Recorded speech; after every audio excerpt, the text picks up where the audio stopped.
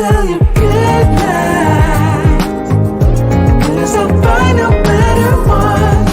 Yeah, susceptible now before the moment flies.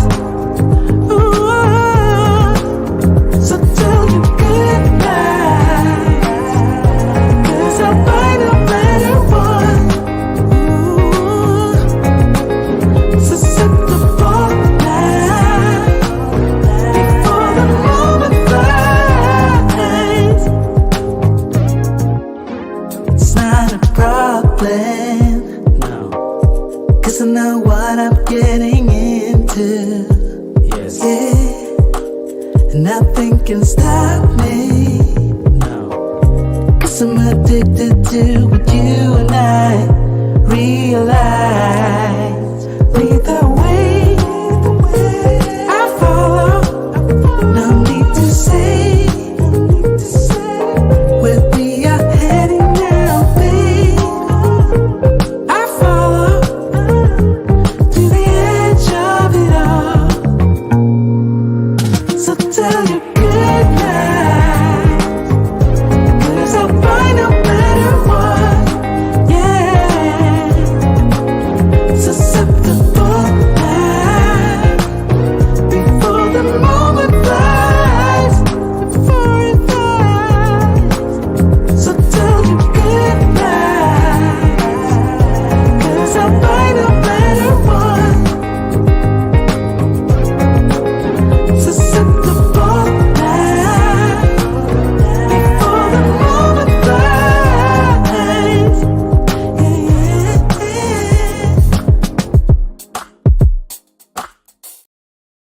All right, all right, all right. Let me lower this camera down a little bit. Let me lower that down a little bit for us. Make it just right.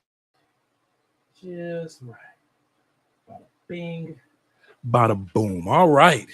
It is Wednesday night. I was about to say Tuesday night and Friday night. It is Wednesday night, and it is not a drinking hand, but we're going to do some tea tonight. Tea, just a little tea with honey and ginger this evening. Shout out to all you guys that made it in here. We got a great topic tonight. And this topic is about 10 laws. Yeah, there's some laws in the United States that made me say, yeah, let me get on up out of here. Let me get on up out the United States. It's certain laws that you don't see in a lot of countries that you see in the United States that will impact your decision on where you want to stay or whether you want to leave. Let's add a little bit of music to the background. So, all right, thank you guys for your patience for being here. First of all, and thank you guys for being. We got 33 in the building. Make sure all 33 click that like button. You know what Stefano will say. You know what I'll say. I like you. You like me too. But yeah, we're going to talk about 10 laws, and we're going to also discuss the fact that there are a record number of Americans leaving America. Yeah, there's a bunch of y'all leaving now. It ain't just us passport brothers anymore. It's not just the blue book gentlemen. It's people flying out the United States like crazy. No wonder the passport applications are 4 months behind.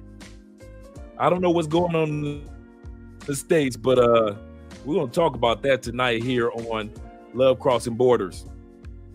But before we started, you guys already know we're doing shout outs.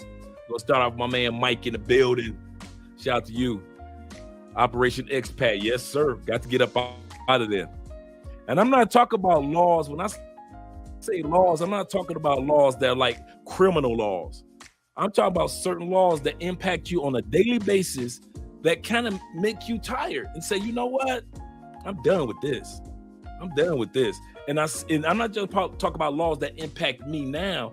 I'm talking about laws that could impact me in the future. And I'm talking about laws that may be impacting some of you guys and ladies right now in the United States that may make you decide, if you hear what I say tonight, make you want to decide, you know what? The brother kind of right. He kind of right. But we're going to do the intros, and then we're going to do we're going to run down the 10 laws. And once again, as I said, we're also going to we're actually going to watch a video on why Americans in record numbers are heading out the United States. And it's not just necessarily running, but a lot of people like me and you guys, we're something that we need to go to as well. In the building. Looks like I froze for a second. For a split second. Let me know if I'm freezing, guys. Then I'll change the router. But right now he said, hold on. Let me switch this router real quick. Okay, it should be fine. Let me know if I freeze again. Okay, he said, hey, great brother. I'm probably going to miss this live, but I'm going to hear it tomorrow as I'm driving. Appreciate what you do. Appreciate you too, Big Noble. Royalty in the building. Thank you for being here early. He was here really early. All right. We are Night in the building. I like how you spelled that. Definitely tuning in. Shout out to Jermon also being in the building as well. Make sure you guys click that like button. Once again, we got 40 brothers in the building. We got my man Victory family. Man, I was gonna call you the other day, Victory, too. Check on you. Check and see how you're doing. I was calling everybody. I was actually calling all the people that I'm really close to and cool to. And by the time I got done with everybody, it was kind of late, so I didn't have time to give you a call. What's up? They gotta get into as well. I don't know why I'm periodically freezing. Let me change this real quick. Might freeze on purpose, guys, for a split second. Let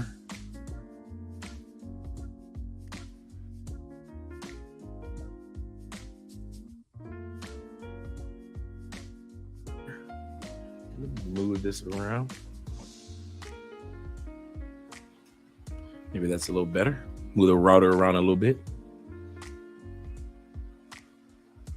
Okay, that should have done it for us. So let's see. It's going to take us a few moments to catch up. Thank you guys with your patience. Victor says hello to everyone. We got Racket Club in the building. What's up, Dre in the chat? We got my boy in the building representing MS cricket letter I SSIPPI, the Mississippi boys. We got a Rich Method in the building. Great topic. Oh, we're gonna have a good time tonight. This is gonna be a really, really good show. And the reason why I'm doing these kind of shows, Rich is because a lot of us are teetering on whether we want to, because we've visited places and we've gone to places, but we're kind of teetering on whether we want to actually leave the States permanently, or do we want to make the States our second home? Like some guys stay in the States for 6 months and stay out the States for 6 months. And some of you guys have that opportunity, but you kind of teetering because you ain't never lived in another country. I didn't. It's one thing to visit Peru. It's another thing to live in Peru. And so I'm doing these episodes to encourage you to believe in yourself. Believe in yourself, because I'm telling you, once you do it, other family members will see. Looks like I'm definitely freezing. Okay, so let me switch this over. Let me switch this over one more time, guys. I'm gonna freeze one more again.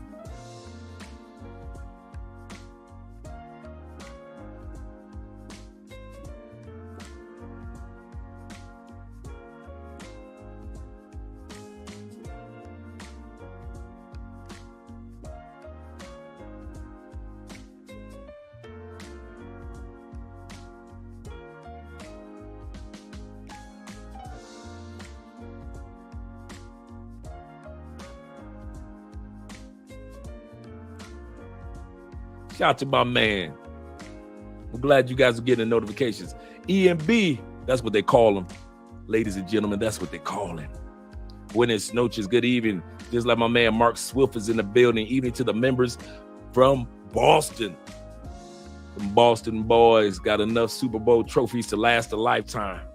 All right, and basketball trophies, and World Series. Boy, them boys up in Boston spoiled when it comes to sports. Believe you me. Black Scorpion in the building. What's up to you, brother? What's up to you as well? We got Fatty John. He said, hey, y'all, Tampa, Florida in the building. Them damn Tampa boys, they at it again. Straight off Bush. He's right off of Hillsboro, right off the Armenia area. Them Tampa boys coming from all the way from Brandon area all the way down to let me go to hood area. Well, I haven't been hood areas off of Florida Avenue. Why you playing? Shout out to Tampa. I love Tampa.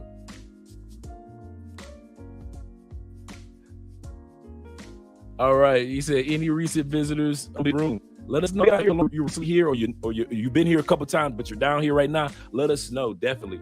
I got a whole list of you brothers that are up here on the board. Whole list of you brothers that'll be coming down real soon. All right, there we go. Am I still free? It's gonna be one of those nights, I could tell. All right, Tevin King in the building. He said, I told my homeboys once I fly back to Jamaica, that's a wrap for life in the USA. Yeah. I mean, I'm like Bruce Springsteen. I was born in the USA. That don't mean I got to die in the USA. I'll say that again. I'm just like the boss. Born in the USA. I'm still wearing my red, white, and blue flag in another country. I'm just like how people do when they come to our country and they represent their flag.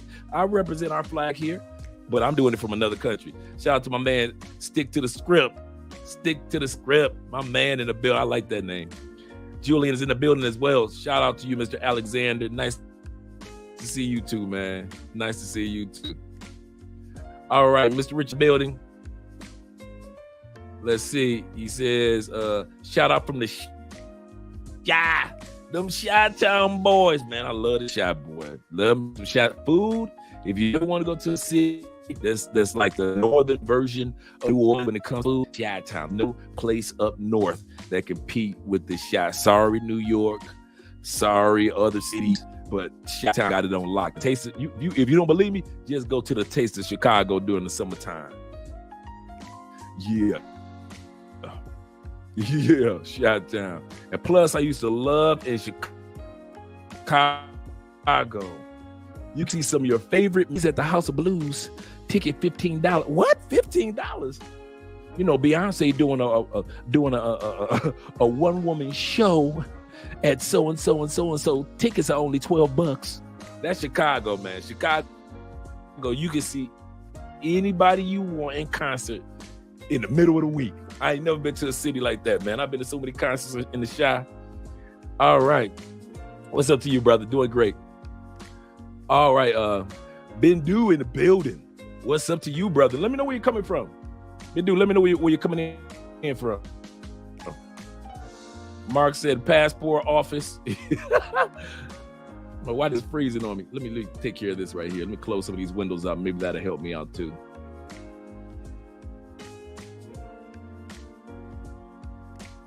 All right, that should help us out a little bit. All right, because it looks like I'm just freezing. Or office overwhelmed. Wow. All right, we got Professor in the building. Professor Econ in the building representing. Shout out to you, Todd. I'm glad that you made it in. It was great talking to you, chopping it up with you today, Todd, man. I ain't got nothing but love for you, brother. You're a good man. Todd is down here doing his thing as well. Doing his thing, Mr. Bogota himself. Beach Material representing. He said this is going to be a good one. Oh, we got a good one. We got 61 in the building. Make sure we got all 61 people clicking that like button. Shout out to you. Also, Mark Swift, as well as Stick to the Script. And I mean in the building. He says that Andre Kevin Samuel is for the passport. Passport, bro. I'm trying to be, man. You know, and I mean it from the bottom of my heart. I believe with all my heart, and I don't know why I keep freezing, man. I believe with all my heart that the principles that Kevin laid, many of them can be applied overseas. The only thing that I disagree with Kevin, in all sincerity, me and Kevin was right face to face with each other. I'm like Dennis Sperling. There's a lot that I disagree with Kevin on. And what the main thing is, Kevin tried to keep brothers in the States. Me, I'm the opposite. I ain't counseling no women. I'm only talking to women that are outside the United States. If you see me interview a sister, it's because the sister got her passport and she traveling and she living her life. But just regular women that's in the States, nah, I ain't gonna be no interview of them. No, that's not gonna happen. See, Kevin interviewed millions of them. I ain't interviewing one of them. If they ain't got a passport, like I'll say that again. If they do not have a passport, that woman in the United States can't even relate to us. So yeah, but his principles, looking for somebody in another country, but she's still fit, feminine, friendly. She's still bringing you sandwich, sex, silent, and support. Yes, absolutely.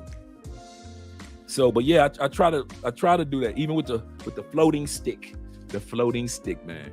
So shout out to our brother Kevin.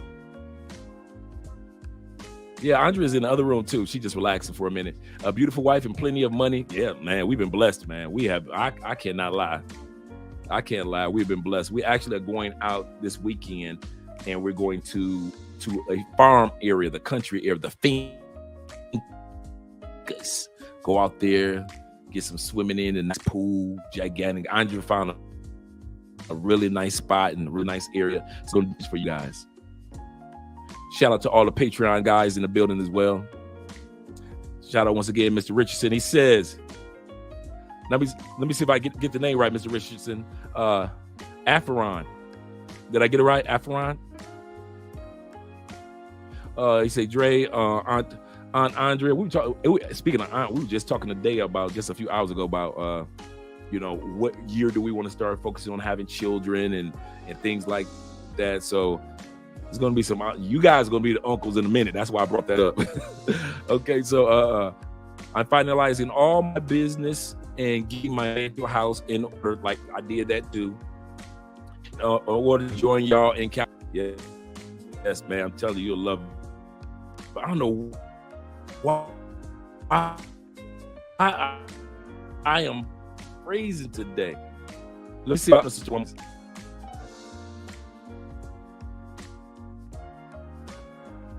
Here's what I'm going to do.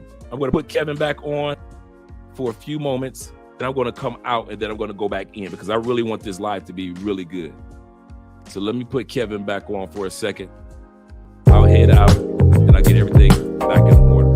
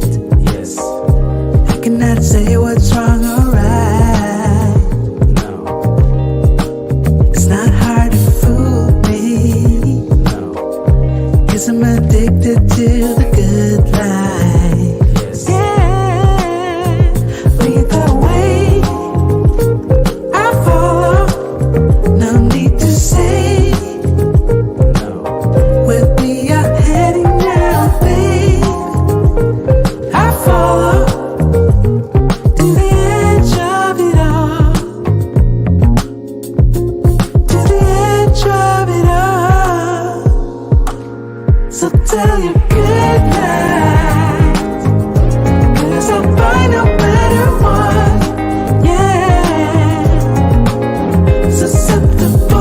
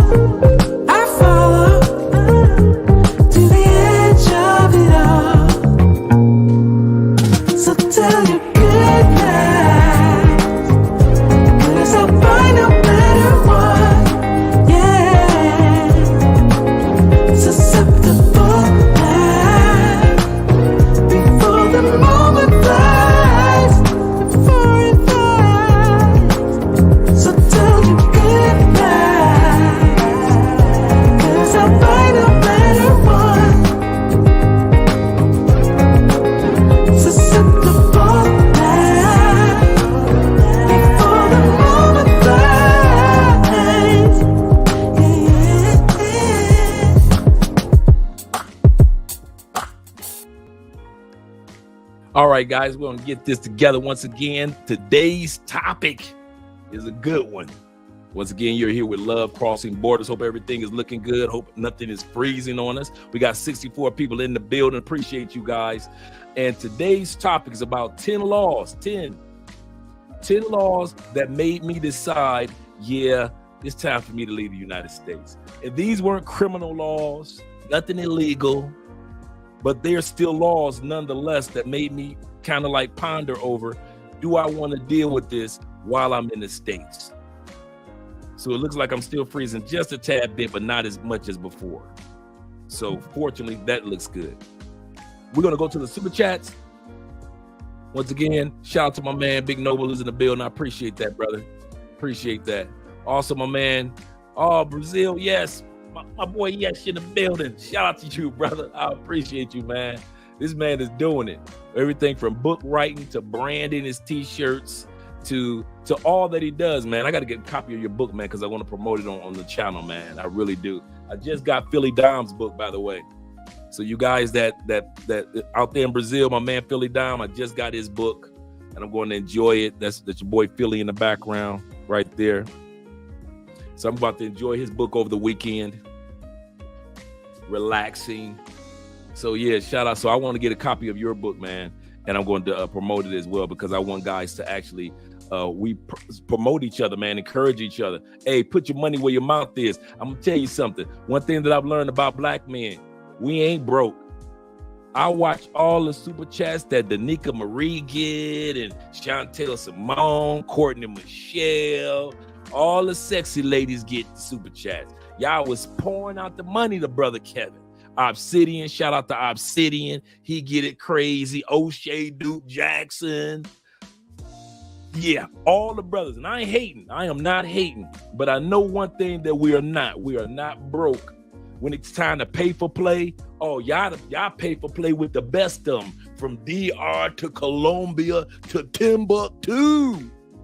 Y'all can pay for play with the best of them. So I know we far from broke. We sit up there in the first class flights on our way to Thailand, aren't we, gentlemen? So when it comes to super chats, as well as supporting other black male included, not just the females, black male and female content creators that are writing books, that are putting out products, make sure we support each other, because we all we got. When you guys get off the plane, I'm basically all you got until you meet your little female. And then half the time y'all calling me for that because she don't even know her own city. So support with the super chats, supports by buying each other books, support by buying each other products. So make sure you guys go to Brazil Yes Man and go to his website and buy a product, man. Bless that brother, man, because he's doing a lot of great things, encouraging guys with Brazil, as well as encourage you to travel to whatever country you want to go to. Mad Dollars is in the building. Thanks again, Mad Dollars, for being here. He said, not struggle streaming tonight, Dre. Respect from Canada. I know, not the struggle streaming. I know, I got to get it together, man. I hope it's looking a little better. Kenny Peoples, shout out to you, Ken. I'm sorry I didn't get a chance to call you back, man. I just got so busy over the past couple of days, but I still want to chop it up with you. Shout out to my man. He said, be great, or big great. 33 is in the building. He says, salute Dre. I'm trading in the market ATMs. Yeah, oh man, you doing big things, bro. You doing big things, and I appreciate that, man. You guys are laying up. Hey, I was on Obsidian the other day. You just reminded me of something, Big. Hope I said, oh no, big great. I was on Obsidians the other day, and I was bragging about you guys, and I mean bragging. I'm not talking about, I didn't have nothing to say about women. I was bragging about all the little things that you guys are doing as Blue Book gentlemen and past Blue Book kings and passport bros and expats. I mean, the businesses that you have behind the scenes and all the things that you guys are doing for each other, teaching each other IT, teaching each other cybersecurity, buying each other books. We ain't buying each other books in the States like that, but we doing little things, t-shirts, whatever it is, to make sure that the next passport bro is, or the Blue Book gentleman or the passport king is taken care of. I was bragging on the fact, I was bragging on y'all so much on the Obsidian show, and I might download that clip. I was bragging so much about you guys on Obsidian that the audience was like, oh my God, bro, what do I sign up? Because you guys are doing amazing things. Whether you're traveling back and forth to the States, you may tell yourself, hey, I might not be able to move out of the United States for 10 years or 5 years from now. The fact that you started the process, the fact that you brothers have started the process, and you ladies have started the process, man, I'm bragging.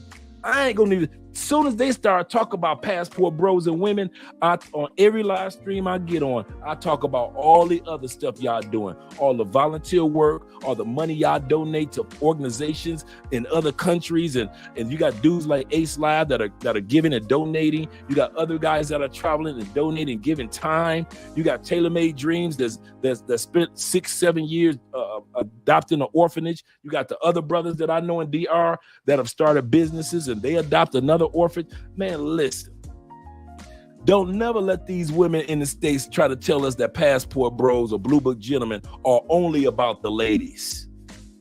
They only go out for the please.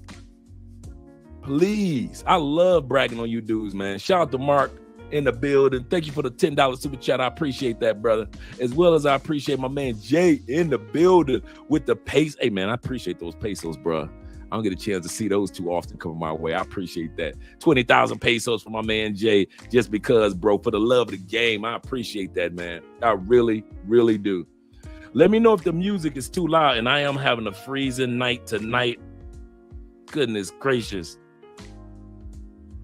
Let me see if I can hit this other router again, guys. Maybe that'll help. Let me see if I can hit the other router.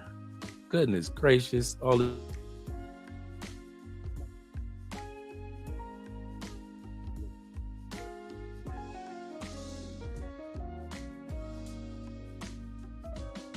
I'll come back on. So now I'm officially back on, guys. Let me turn the music down just a tad bit because I don't want it to be too loud in your ears. Let me see what number I have it on. It may not be too loud. Oh, yes, that's 15. Let me turn it down to 12.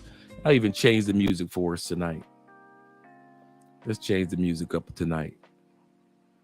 All right. Shout out to you guys. Okay. First thing that we're going to do tonight is there's a video that I want you guys to see. And they're talking about how Americans are leaving the United States in record numbers. And when I say record numbers, man, I know, right? I'm Netflix streaming. I know, right? Shout out to you. Shout out to you, EMB. Yeah. Shout out to you, brothers, man. But when it comes to traveling, that's one thing. Vacationing, that's another thing. But now people are really seriously are not just. Is that my girl in the building? Shout out to Jay, Miss Cartagena herself. Jay in the building. He said, hey, Dre, and handpick wavy. I got you. Thanks, Jay.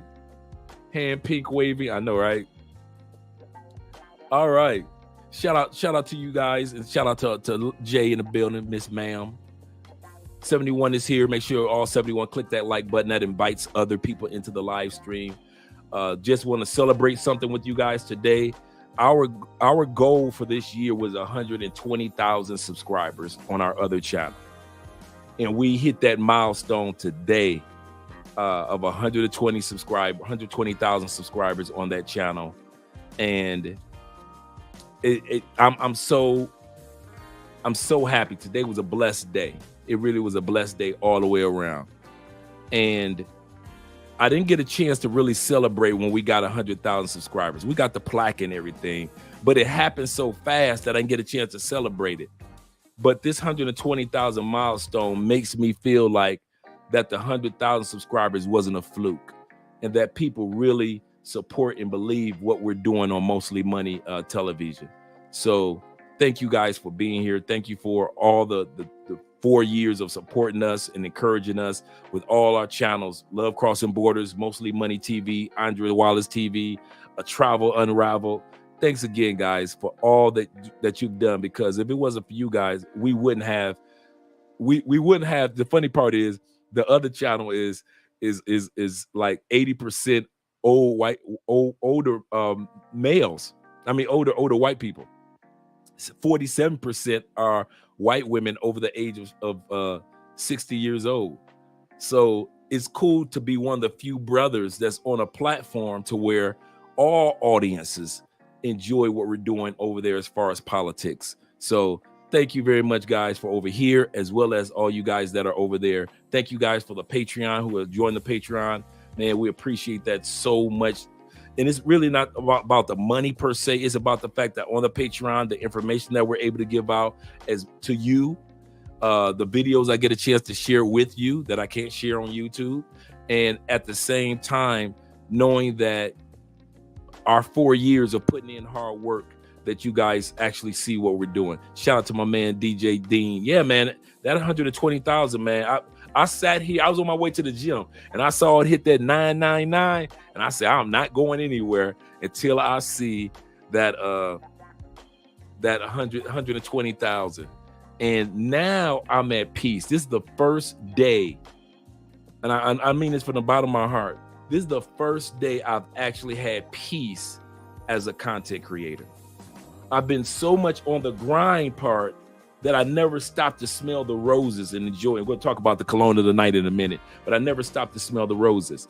And so now I'm glad I get a chance to do it with you, with all of you dudes, all 68 of you dudes. I get a chance to celebrate this moment with, not just with Andre, but with you all. And I appreciate that so much, man. You just don't know. Especially appreciated being with Jay, because she was like one of our day one people that's been around forever as well.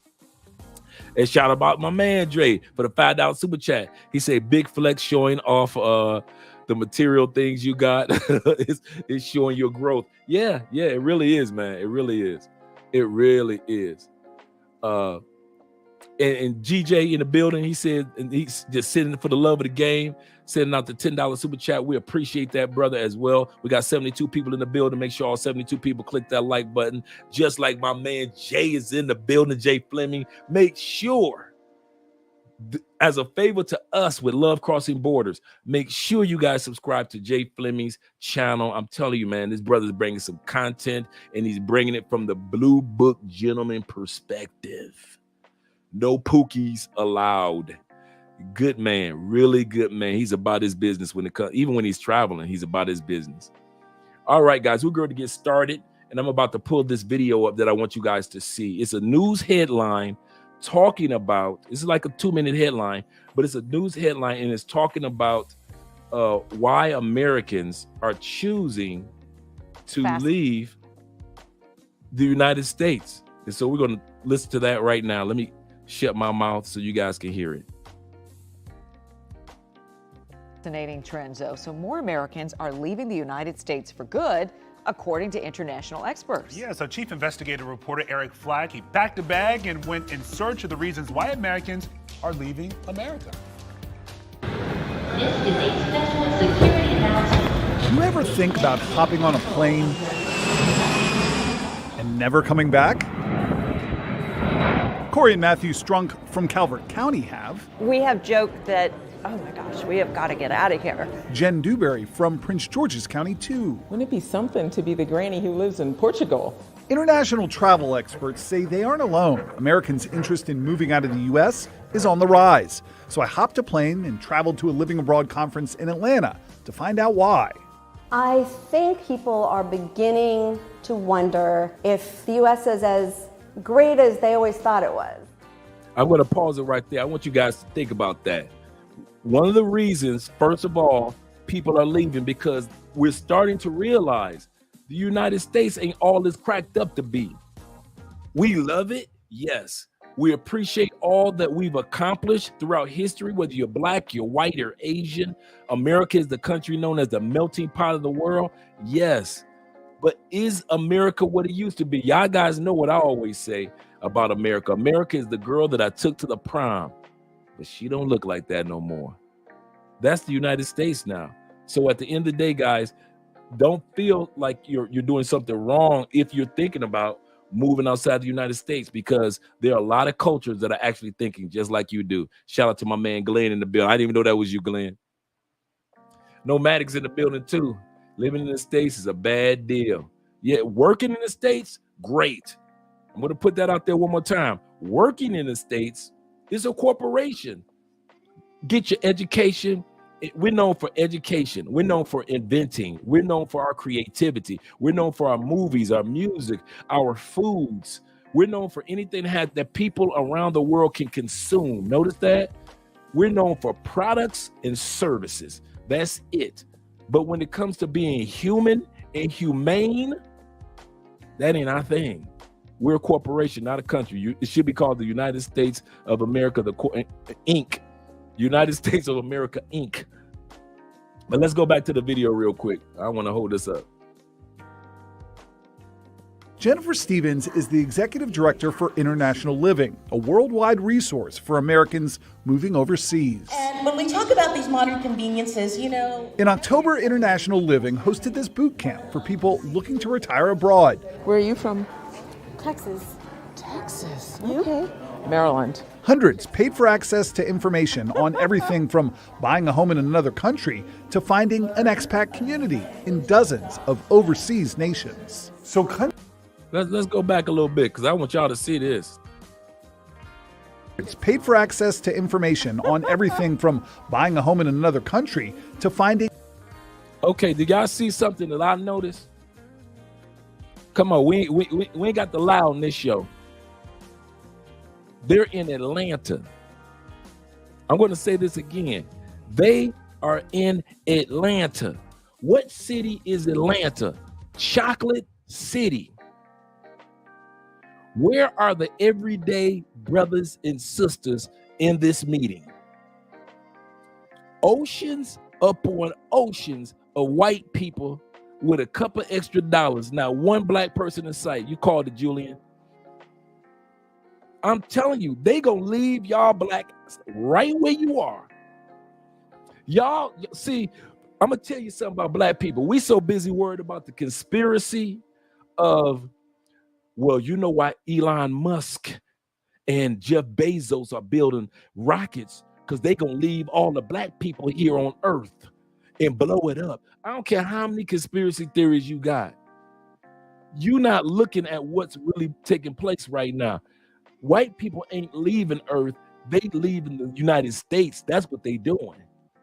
These people paid a pretty penny for information. You see how I do consultations with one brother and sister at a time. They have a whole hall, not a room, a hall full of white people ready to get out the United States. You think they're gonna leave y'all to go to the moon? They just going straight to Mexico. They going to Portugal. They going to Spain. They're going to Africa. They're going to Southeast Asia. They're coming down here to Colombia and Brazil. Well, y'all think that this is a game. I'm telling you, these white people serious. These people have taken their weekends off and have flown to a all-black city. This wasn't in Texas. This wasn't in the heart of Kentucky. This meeting wasn't in Tennessee. This is black. These are white people in an all-black city, and you don't see no black people in that meeting. But let somebody somebody come up with a bullshit topic. You will see all black men and all black women. Let them be a panel of black men and black women talking about the hatred that black women have for black men and the disparity between the black woman and the black man. That hall will be filled with brothers and sisters. Let that have been Derek Jackson in his heyday. That hall would have been filled with black women paying top dollar to see Mr. Muscle that cheat on his wife every chance he get. But when it's time to do something productive, you can't find a black person in the room. That's why when I hear black people, I'm gonna say something for real, and I mean this from the bottom of my heart. That's why sometimes, not all the time, because I know there's some illegal things and some things that are systematically set up against us. But I will say this. That's why a lot of times I keep my mouth shut when I hear black people complaining, because you don't want to hear what I really want to say. When I hear y'all complain about police brutality, and I hear y'all whining about the court system and child support, and y'all talk about your boss, you only make this amount compared to the white man, this and that, and all you need to do is get a passport, and you automatically can become in the top 10% of most countries in the world, and you still complain about what a white dude is doing to you in that I throw away the key. Because it just shows me you got a passport, you complaining, but you ain't going nowhere. You'll visit Colombia. You'll watch us on the live streams, but you will not get your money stacked so you can leave in 5 years. So you can leave in 10 years when your kids turn 18. So you can leave in 20 years like all those people we just saw with the silver hair. They gone. They gone. You still stuck in the States. Complain about what the white man doing. This is what the white man is doing. Y'all want to know what the white man doing? You ready? Right here. This right here. This is what the average everyday white man is doing right there. What you see it on that screen. Getting up out the United States. Well, y'all sitting back thinking the police, the system is set up against me, it's holding me back. The only system that you need is a passport, bro, and you good. Same thing with you ladies. Y'all complain all day long about the black man don't love me, we divesting. Who y'all gonna divest to? Y'all see the white people, they leaving. So who you gonna divest to? Asian dudes? You got what, the Latin brothers? Come on now. We divesting. Ain't nobody gonna be around. Y'all keep on playing. Y'all think this is a game. Last year, the statistics of Americans that live and die in their own city was 72%. This year is 68%. I promise you, next year, I bet you it's gonna be like 61, 65, or 61% of people living in their own cities. In other words, it's gonna be so many people that have left the United States or left their own city that the stat of 72 is no longer gonna be the it stat, or 68 is not gonna be the it stat anymore of people in the United States don't leave out of their hometowns. 68% of them. Watch that number drop and keep dropping. And the government is worried because realize those are taxpayers that are leaving. I'm going to say that again. Those are taxpayers. We get when you leave out the United States, you get dude, you think I was a personal, now, the companies incorporated that we have, but you think I was a personal corporation. With all the tax breaks, man, I get Donald Trump type tax breaks that I never knew existed for expats.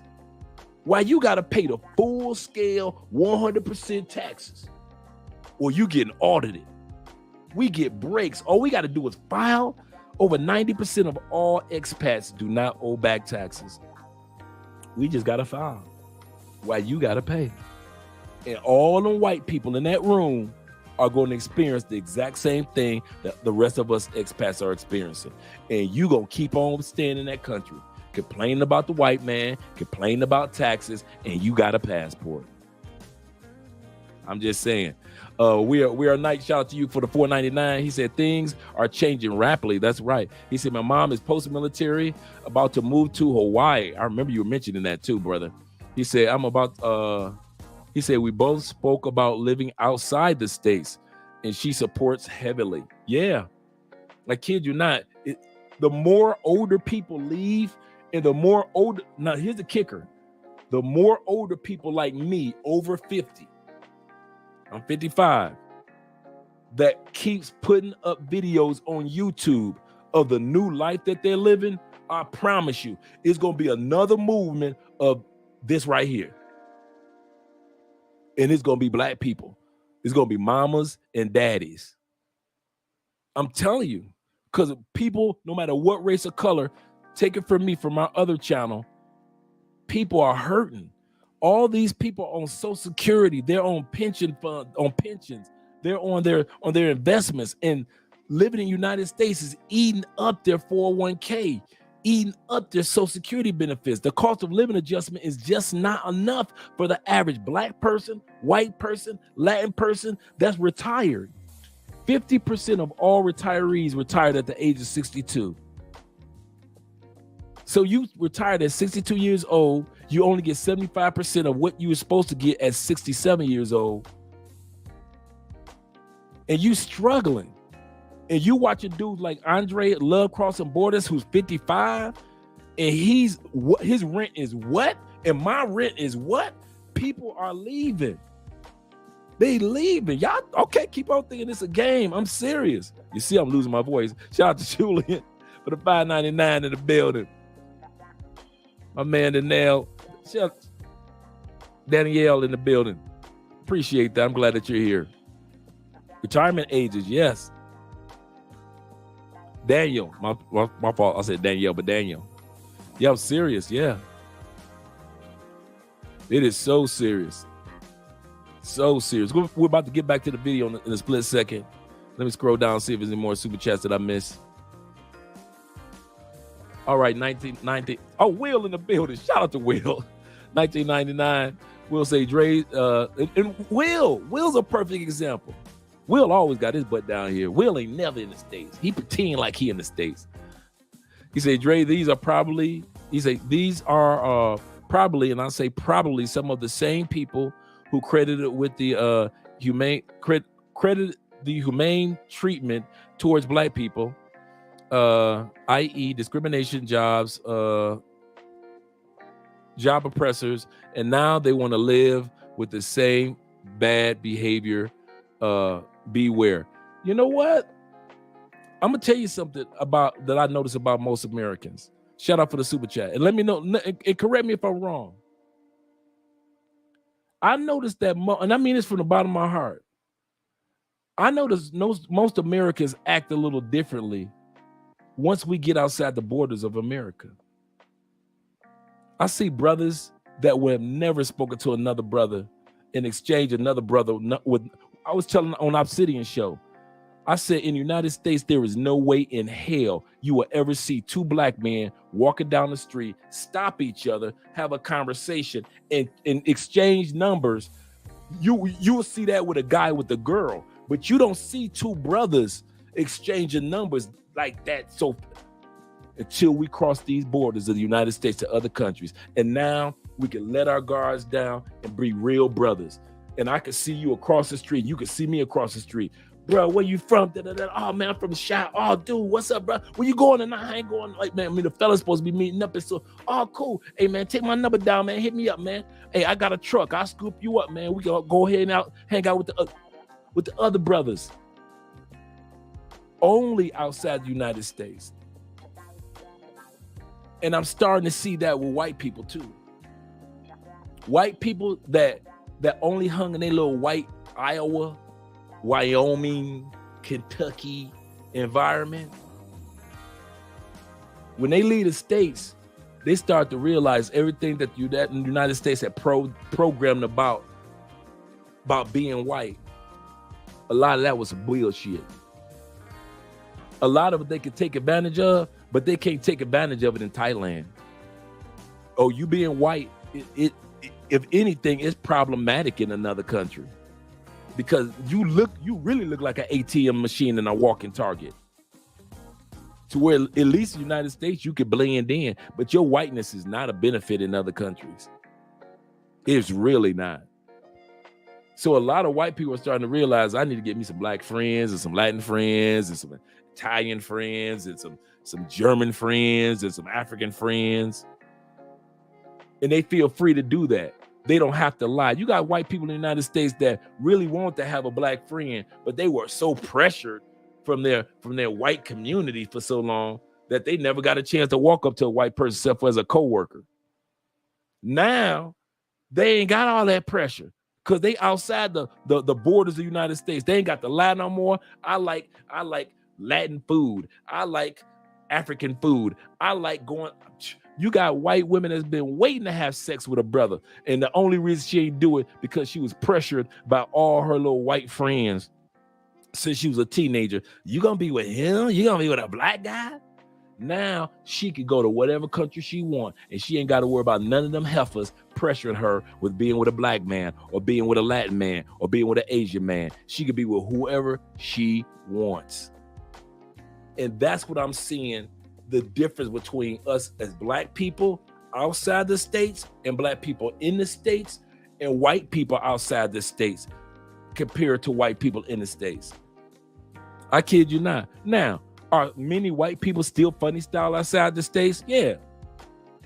I ain't saying that all white people just kumbaya. I'm not saying that all brothers act like they got some sense when they leave the states. We know Pookies and Ray Rays exist outside the states.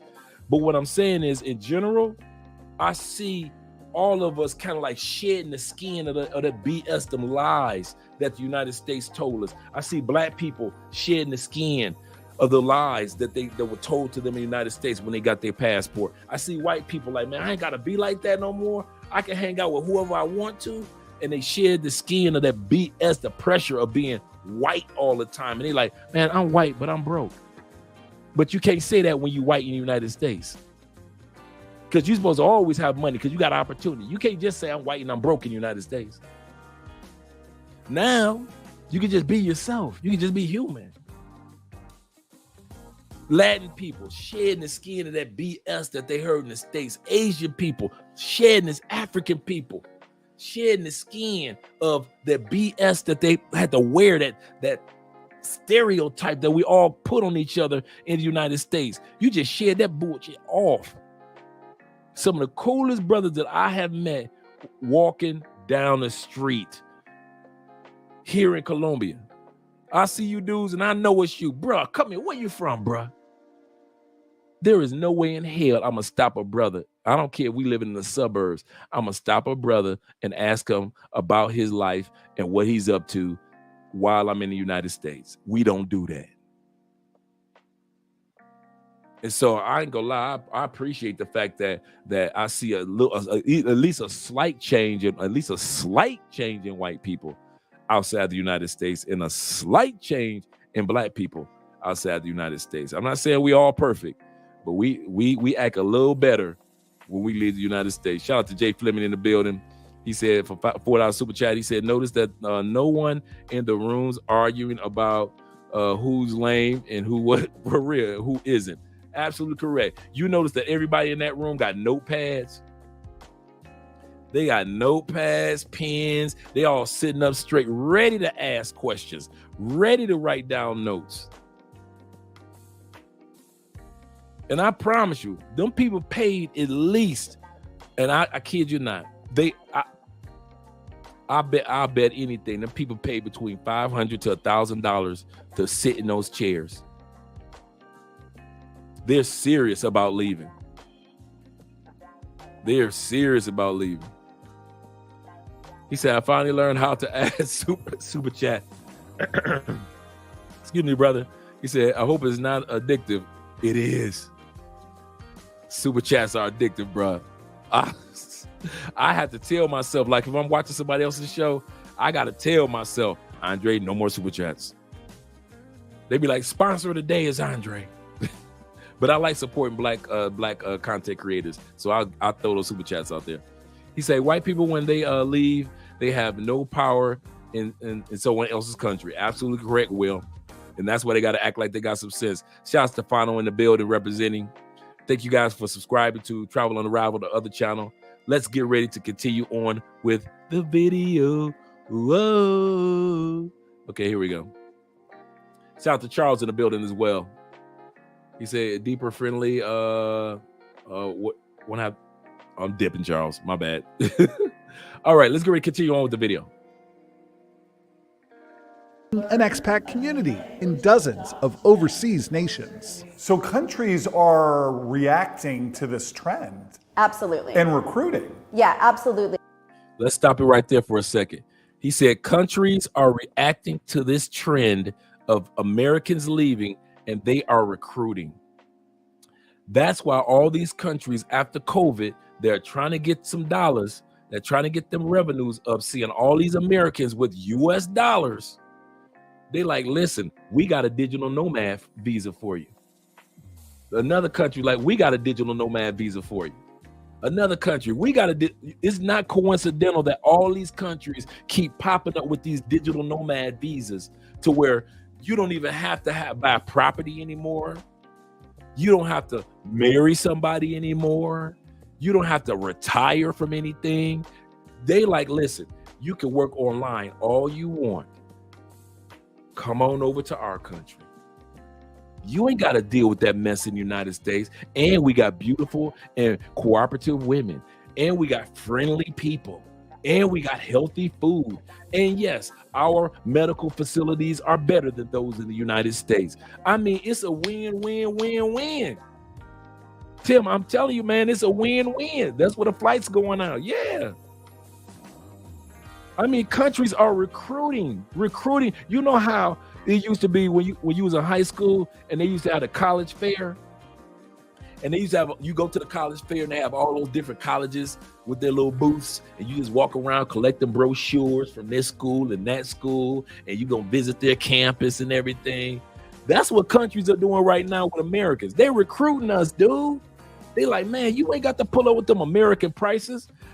Cup of coffee in America, $15, $16, some cases $20. Come on over here. Our Starbucks is the same Starbucks franchise, and we'll give it to you for $5.15. What? Yup. The same cappuccino latte. You can't beat it. I mean, you really can't beat it as far as, now notice this. I've talked very little to nothing about women tonight. There are so many benefits for men and women, especially as brothers and sisters, in other countries.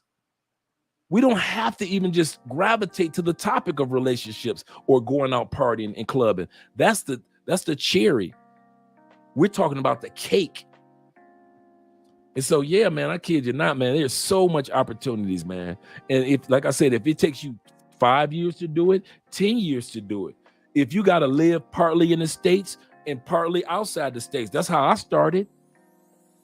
Guys, I kid you not, I didn't start off like, bam, I'm moving to Colombia and I'm never coming back. No, I started getting this apartment, buying furniture. I'm still working full time in the States. I will come back periodically. I'm moving clothes over here, moving shoes over here. Next thing you know, 70 to 80% of my stuff is in Colombia within a year. The rent for this apartment was only $380. Dude, I could blow $380 at a club in the States. All I had to do was stop clubbing, and I had my own apartment in Colombia. I never had to get an Airbnb again. Every time I landed, if I missed a flight, no big deal. Why? I could come back home. It took me 3 years to move here. But it only took me 1 year to get the apartment. I said, oh man, let me get that apartment. She said, and the lady told me, she said, Andrea, I said, can I get it in April? She said, no, if you don't get it right now, and it was January. She said, this apartment is going to be gone. And I talked to Andrea, and she said, yeah, Andrea talked to her people, and they were like, yeah, in that area that y'all in, for that price, and everything is paid for, as far as like, we got our Wi-Fi, which could be better, but we get our cable, all our utilities, brand new washer and dryer units, the stack ones. We got a balcony. We live right next door to a beautiful lemon tree park. We live in one of the quietest neighborhoods, nothing but old people and working couples over here. That's it. 12-foot vaulted ceilings. You go to the top of the terrace. We got $1 million view of the mountains in the sunrise and the sunset. And we right outside on top of the mountains, you got Cristo Rey. You know, you got Christ the Redeemer in Brazil. In Colombia, is the same statue as Cristo Rey, and it's in Cali. And I look right outside when I'm on top of the terrace, working out. If I want to go to the gym, and I get a chance to, we don't need to have it gated in this area. This is Stratus 5. Some apartments are gated, but this one is like our door It's like a vault. It might as well be gated because you cannot get through that door. You better believe that. And our garage, we got parking garages on the inside, not outside parking garages, inside. So you pull your vehicle, your bike, whatever it is. So we got the parking garage downstairs. All that for $380. So while I was in the States making money, just living my regular life with my United States apartment, I had me a full-scale furnished California king-size bedroom with the giant TVs. Everything was already. It took me like 8 or 9 months to put my bits and pieces together as far as what I want my furniture to look like, what I want to get in my apartment first, do I want to get the bed, bringing clothes down. Dude, it took me like 9 months. All I needed in the States after that 9 months was enough clothes for work. Since I was a college recruiter, I needed my ties, I needed my dress shirts, I needed that. And for the weekend, all I needed was some t-shirts and some jeans and a couple pair of shoes. I was good. I wasn't trying to press no women, even though I wasn't wearing tore-up shoes, because I don't have any tore-up shoes. But my point is that you can do it. You can actually live in 2 countries because one country is so inexpensive, kind of like what Taylor Made Dreams was saying last night. If you watch his episode, Russ was saying that's why he can afford for under $1,500. I think he said $1,200, but under $1,500, Russ said he lives in DR and he lives in Thailand. For both places he's taken care of for under $1,500 a month. All the bills included. And you guys are struggling in the States, $1,500 for a 1-bedroom, and in some places for a studio apartment going $2,200 for a studio. So now you understand why I said, wait a minute, I can afford this extra $300 a month. What? That's it? $380? Oh, let me get that. Let me go ahead and put that contract together. Let me go ahead and get that. Oh yeah, Dapper. We actually, Andre and I were just talking about that not even 2 hours ago. That's our goal for next year. We're actually next year buying our first piece of property next year. Because A, I'll have my citizenship and my passport and my voters' rights next year. And B, we want to have our first piece of property before we decide to move over to Europe. And one of the reasons why we're moving over to Europe, because we'll be in the middle of everything. We have access to Africa, we'll have access to Southeast Asia, and we'll still have access to South America and visiting family in North America. So yeah, definitely. And this is why you are seeing these white folks leaving up out of the United States, because they're able to do exactly what I was saying. Yeah, I know, Julian. Kid you not. That's shout out to you, Blade Runner. Thank you very much, man. Last week for the Cash App too. I appreciate that, brother. Glenn says, when I'm living in the States, I live with mom. Dude, when I left the States, I kid you not, I was telling my brother this today. When I left the States, and by the time I got rid of everything, I was sleeping on an air mattress. When I go back to the States, I was sleeping on my boy's couch. I kid you not. I'm not out to be comfortable in the States. I'm staying with somebody. I don't care if I'm staying with one of y'all. Other than when I go back with Andrea, now I'm getting an Airbnb or a hotel. Okay, cool. But Andre solo? Oh, no. My home is here. I'm not going to pretend I'm building another home in the States. Hey, anybody got an extra couch? That's me.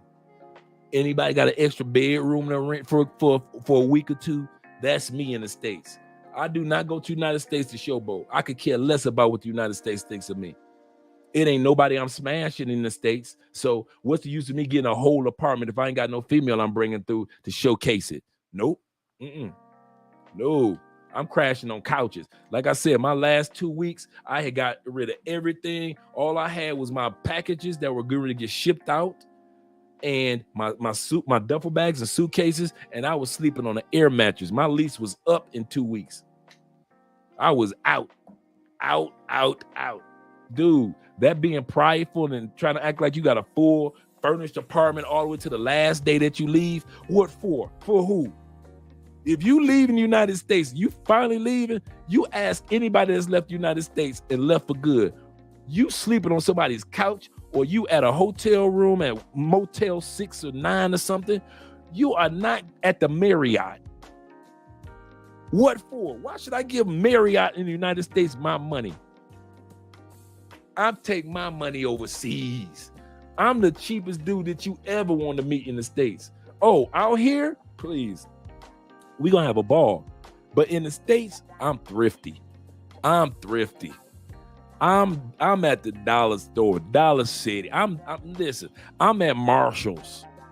I'm cheap. Y'all know your boy ain't cheap in real life. But when I'm in the States, I ain't giving the United States a dime of my money. That is not happening. Outside of, if I did have to pay extra in taxes, other than that, Uber, yes. I'll pay for an Uber. Maybe a hotel room, maybe, if I ain't got a couch to crash on. Other than that, yeah, I'm at Ross. That's right, Julian. That's me right there. I'm at Ross, man. United States can't get a grunion of my real money. And I got USD, and I ain't spending USD in the USD. No way. No way. All you do is that go back to the United States, you live in another country, you try to be all prideful and have you a fancy spot when you get back to the States. Man, please. I treat the United States like I'm in the military when I go visit. I got the bare necessities. You know how when you guys, are you ex-military brothers or current military brothers, when y'all go to other countries, y'all got the necessities, exactly what you need. When you went to Kuwait, when you went to Germany, they had exactly what you need, nothing more, nothing less. That's how I treat the United States. Like I'm like they're sending me out there in the military. That's it. I kid you not. I ain't gonna lie to you. Shout out to Will again. Will say eating fish soon with you. Okay, cool. I told you Will always down here, man. Oh, he said, thanks for the super chat, Will. He said, Dapper said, in some boat, he said, I'm in the same boat, saving and finding cheap stuff. Yeah, listen. Hey, if you are a brother that plan on or a female becoming a plan on being an expat, you don't owe nobody excuse why you being thrifty and decide to spend your real dollars in your home country, whether your home country is in Thailand or whether it be Tanzania. Your real money should not be spent in your old country. Unless it's like you're spending on like your daughters or your son or your mom, family, friends, I got you. But just on you, please, man, I'm cheap in the States. Cheap. I think the most I spent when I was in the States, me and my Uncle Jeffrey went to a lobster spot. That was it. It was like a new lobster spot that I hadn't seen. So we went there. Other than that, no. Show me where the nearest banquet is. Where the Golden Corral. I'm going to Golden Corral. I'm eating there, and I'm gonna pay a few extra dollars to get the Golden Corral package so I could carry out. I'm gonna get a Golden Corral carry out. You better believe, man. Y'all think I'm playing. Man, I ain't about to do no 5-star restaurants in a country that I don't even like being in. I'm in a 5-star restaurant, depressed like a mutt, wishing I was outside the States. Yeah, man. Shout out to my man Passport Mastery TV in the building. Make sure you guys support this brother, man. Thank you for the 49, almost $50. I appreciate that, brother, man. I really do, man. I hope I appreciate the information that we're sharing. Is worth every penny, man. Because I mean, from the bottom of my heart, that's why I try to be as transparent as Taylor Made Dreams used to be on his first channel, with giving you guys straight up truth how it works, bruh. You don't got to showboat for nobody when you get. I don't care if it's your last 3 years in the United States. Become thrifty. Ain't no more. I don't care if they come out with the Kobe. They come out with the Kobe Resurrection shoes. Don't buy them. Buy them in your new country if you want them. I don't care if they come out while you there, they come out with the iPhone 16. Don't buy it. Stick to your little iPhone 13, iPhone 12, iPhone 9, iPhone. Listen, if I get an iPhone 8 while I'm in the States and all it can do is just for calls, I will be at an iPhone 6. I would buy my iPhone 16 in another country, but I am not about to spend that money in the States. No. Dating? What for? Why are you gonna spend $100 in the States on a date when you know when you come to Colombia or Brazil, all you got to do is buy a female ice cream cone and she happy as can be? You showboat for chicks that you don't even want to have sex with no more. You showboat for chicks that you know they mouthy as they want to be. For $100, $150 date, and you don't even like being with women in the United States no more. Man, please. A woman, dude, I mean this from the bottom of my heart. A woman in the United States, my last years before I met Andrea, bruh, she couldn't get a boiled hot dog from me. She couldn't get a boiled hot dog. She couldn't get me to cook the salami. You know, when the salami kind of like get, and when you fry it, and it kind of like get that crispy rim around it, that dark crispy rim, and it kind of like puff up like a bubble. You got to cut it to make it kind of like go back down. She can't even get me to make her a salami sandwich. I wish I would spend Wonder Bread. Man, listen, female want to go on a date with me. She not getting Wonder Bread. No, she not getting wheat. She getting the dollar store $9.99 triangle bread. Where you know when you go to the dollar store and it look like it got 50, 60 pieces of bread inside of it. It's about that long. You ain't never seen a pack of bread that long. That's what she gonna get. If she gonna get the dollar store peanut butter and jelly, she come over my house.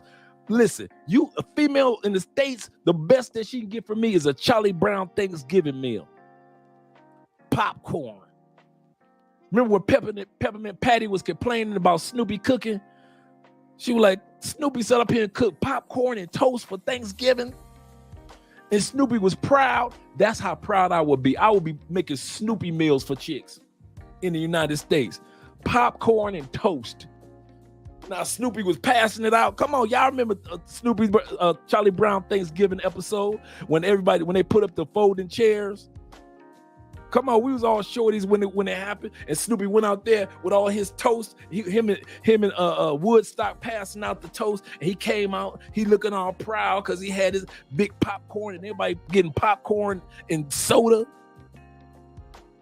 Man, please, that's what they was getting on a date with me in the United States. They was getting toast, popcorn, soda, and these nuts. That's it. That's it, bruh. Y'all still trying to wine and dine chicks, and y'all trying to keep hope alive. Maybe Kevin got to one of them. Maybe Kevin may. Now, don't get me wrong. I ain't no fool. There are some really good, feminine, friendly women in the United States. Now, come on, let's be real, fellas. Not every woman is a jerk. There's a lot of them, yes, but there's some really good women in the States. Only problem is I ain't got no time to find her. I ain't got no time to find her. I always say, one brother told me, he said, it's like looking for a good woman in the United States is like watching 10 lions walk your way. You don't know which one gonna bite you and which ones don't. And so you ain't gonna waste your time with none of them. All you know is 10 lions walking your way and you getting out of all their way. Yeah, man. Go act like y'all forgot about the Charlie Brown Christmas with the folding chairs. Come on now.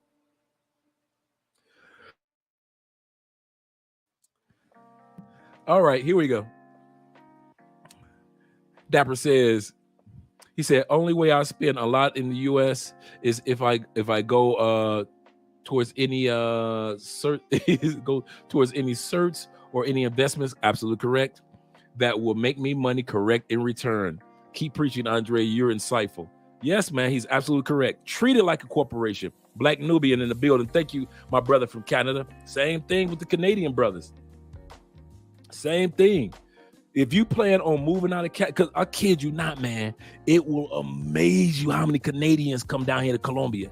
When it get cold up there, if you're looking for Canadians, come to Colombia. As soon as it started, it started getting like snowing in May in Canada. You be seeing Canadians shooting down to South America like crazy. If it's not South America, they're hitting Florida. So yeah, man. Shout out to you, brother. But let's get back to the story. Make sure you guys join the Patreon. We need 2 people tonight. If you guys don't mind, join the Patreon. I don't care if it's $5, $10, $25. We need 2 brothers. Support your bruh. 2 people. It's $5, man. It's $5 a month. Come on, man. $10 a month. $15. Y'all tell me y'all can't scrape up $15 a month. I guess after I said be thrifty. But look out for your brother. Shout out to you guys. Just 2 brothers. All right. Jermine's in the building. Talking to Blade Runner. Let me get away from that. Let's get back to the video, guys. Countries are doing that. Recruiting, Stevens says, by loosening restrictions on travel and work visas, and on everything from buying a home in another country to finding an expat community in dozens of overseas nations. So countries are reacting to this trend. Absolutely. And recruiting. Yeah, absolutely. Countries are doing that. Recruiting, Stevens says, by loosening restrictions on travel and work visas, allowing Americans to live abroad for years without renewing the visa, or in some cases, indefinitely. Will this be forever? This is forever. Becky Gobble and her husband live in Marble Falls, Texas, but are planning to leave in the next 12 to 24 months. Not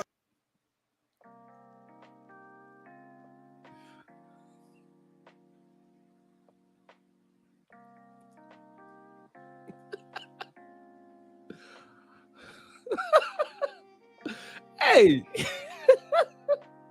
why her mom and daddy want to do that, man? Why out of all last names for a woman, the last name Gobble? Becky Gobble? Come on now. Mom, we got to change our last name. Can we legally change our last name? Becky Gobbles. Come on now. Shout out to Becky Gobbles. With the gobbling, they gobble in her family. All the ladies are gobblers. Oh, she said forever. Becky said, I'm gobbling in other countries.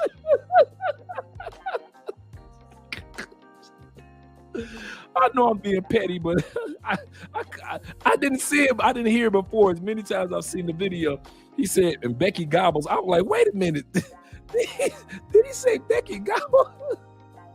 Shout out to Peter in the building. He said U.S. females, 99% of the men are already financially free. Yeah, for real. He said to us, for them is their assets, assets, apartments, cars, money, and then half. We're going to be talking about that in a moment. That's a good point. He said with all they're getting in McDonald's. Yeah, for real, man. He said, I'm paying, so what the stay king, bros. Absolutely, man. Absolutely. And that's the other thing about like today, Andrea and I were watching she was watching the Charlie's Angels movie. The last one that came out, like with Beyonce and them did the soundtrack, and then you had Lisa Lou, and then you had who was it in there? Cameron Diaz and Drew Barrymore, right? The last Charlie's Angels. And in one of the scenes, they were at a dinner event, and his white dude walked up to I think her name Lisa Lou or Lisa, the Asian the cute Asian chick, right? Before he could get his words out, she was like, no, go away, no. And I looked at Andrea and I said, that's American women.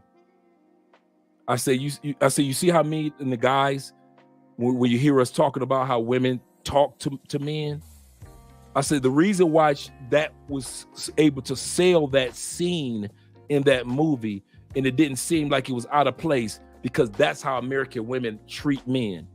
You walk up and you say something, and before you can get halfway out your mouth what you're gonna say, no, go. What do you want? No, that's it's not happening. And you're thinking like, you do realize if you was a man, you'd be getting off the floor for the third time. That's the only thing that saved you from getting your head knocked off is genetics and the law. You know, and when you come to other countries, even if a woman has somebody, they are not disrespectful.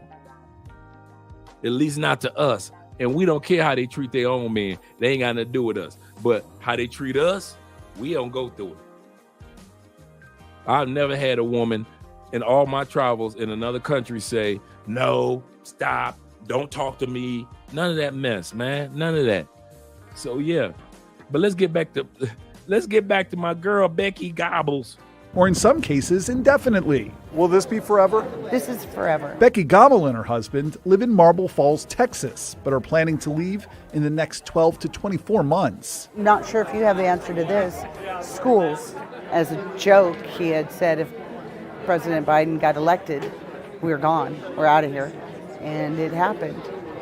She said her and her husband said when President Biden got elected that they're out of here. I said that about Trump. I kid you not. I kid you not. I literally, election night, and I didn't know Trump as a politician yet. Well, none of us did. We knew him as a reality personality. But when he won, and I saw America was willing to allow another television personality, because that's what they did with Reagan. Reagan was a movie actor and a television personality for commercials in the 50s and 60s. I said, and I literally, and I had a brand new television. I just took it out the box, turned it off, and I never turned another television on in the States again. To this day. I've never turned the television on, and since I've been going for the last 5+ years, I've never turned the television back on in the United States. I said, it's time for me to focus on me. I said, because the United States, if they are willing to do this, I said, click. Basically gave the television away. Brand new out the box. My uncle came over, Jeffrey came up to my place. He'll tell you, I ain't had no TV. None. So when I sit back and I say, man, listen, I know how people feel when a dramatic moment happens in the United States. In this video, they're going to talk about more dramatic moments that happen in the United States that make people say, you know what, I'm done with this. Trump got elected on my birthday, killed my night. My man Pedro said, man, kill my vibe, man. Shout out to Black Nubian again. He said, Becky Gobble is a great cam star. I know, right? For real. As soon as I heard the name, I was like, come on now. Y'all got to, come on. Y'all can't be having her on Scoring Hub. All right. Julian says, he said, oh, I know that some of the Texas Republicans. He said, I don't know why they want to leave. Yeah, that's true. It's still the same with Biden. Yes, it is. And so some people left with like me with Trump. In her case, people are leaving with Biden. New Yorkers don't even mess with Trump. Yeah, I did know that, man. Y'all have no luck. Y'all like, you might as well go on to Florida, dog. We don't even mess with you. Y'all kicked him straight out. Y'all mess with Hillary before y'all would mess with Donald. I ain't mad at y'all. Let's get ready to get started again with the video. And you're out of here. And we're out of here. In fact, politics are pushing Americans on both sides of the aisle to pack their bags. International Living reported a 1,000% increase in web traffic after Roe versus Wade was overturned. Meanwhile, the 2016 election of Donald Trump, George Floyd protests, and the COVID-19 pandemic all significantly drove up clicks for Where Can I Live, a consulting business for people who need help with the logistics of moving to another country. Moving abroad for most people is a huge undertaking. I zoomed in Where Can I Live CEO Allison Johnson from her home in Barcelona, Spain. She told me politics and divisiveness aren't the only factors pushing Americans to leave the U.S. These include cost of living in general, especially at the moment. Cost of healthcare comes up so often. safety and security, especially those with smaller kids. But back at that conference in Atlanta, people I spoke with said the moving abroad trend is less about people who are fed up with our country and more about Americans looking for a different life experience. And then there are the growing number of digital nomads, Americans who can work remotely, even internationally post-pandemic. It was more like, okay, I don't have to make a lot of money. I don't have to work too hard. Jessica Ramesh now calls.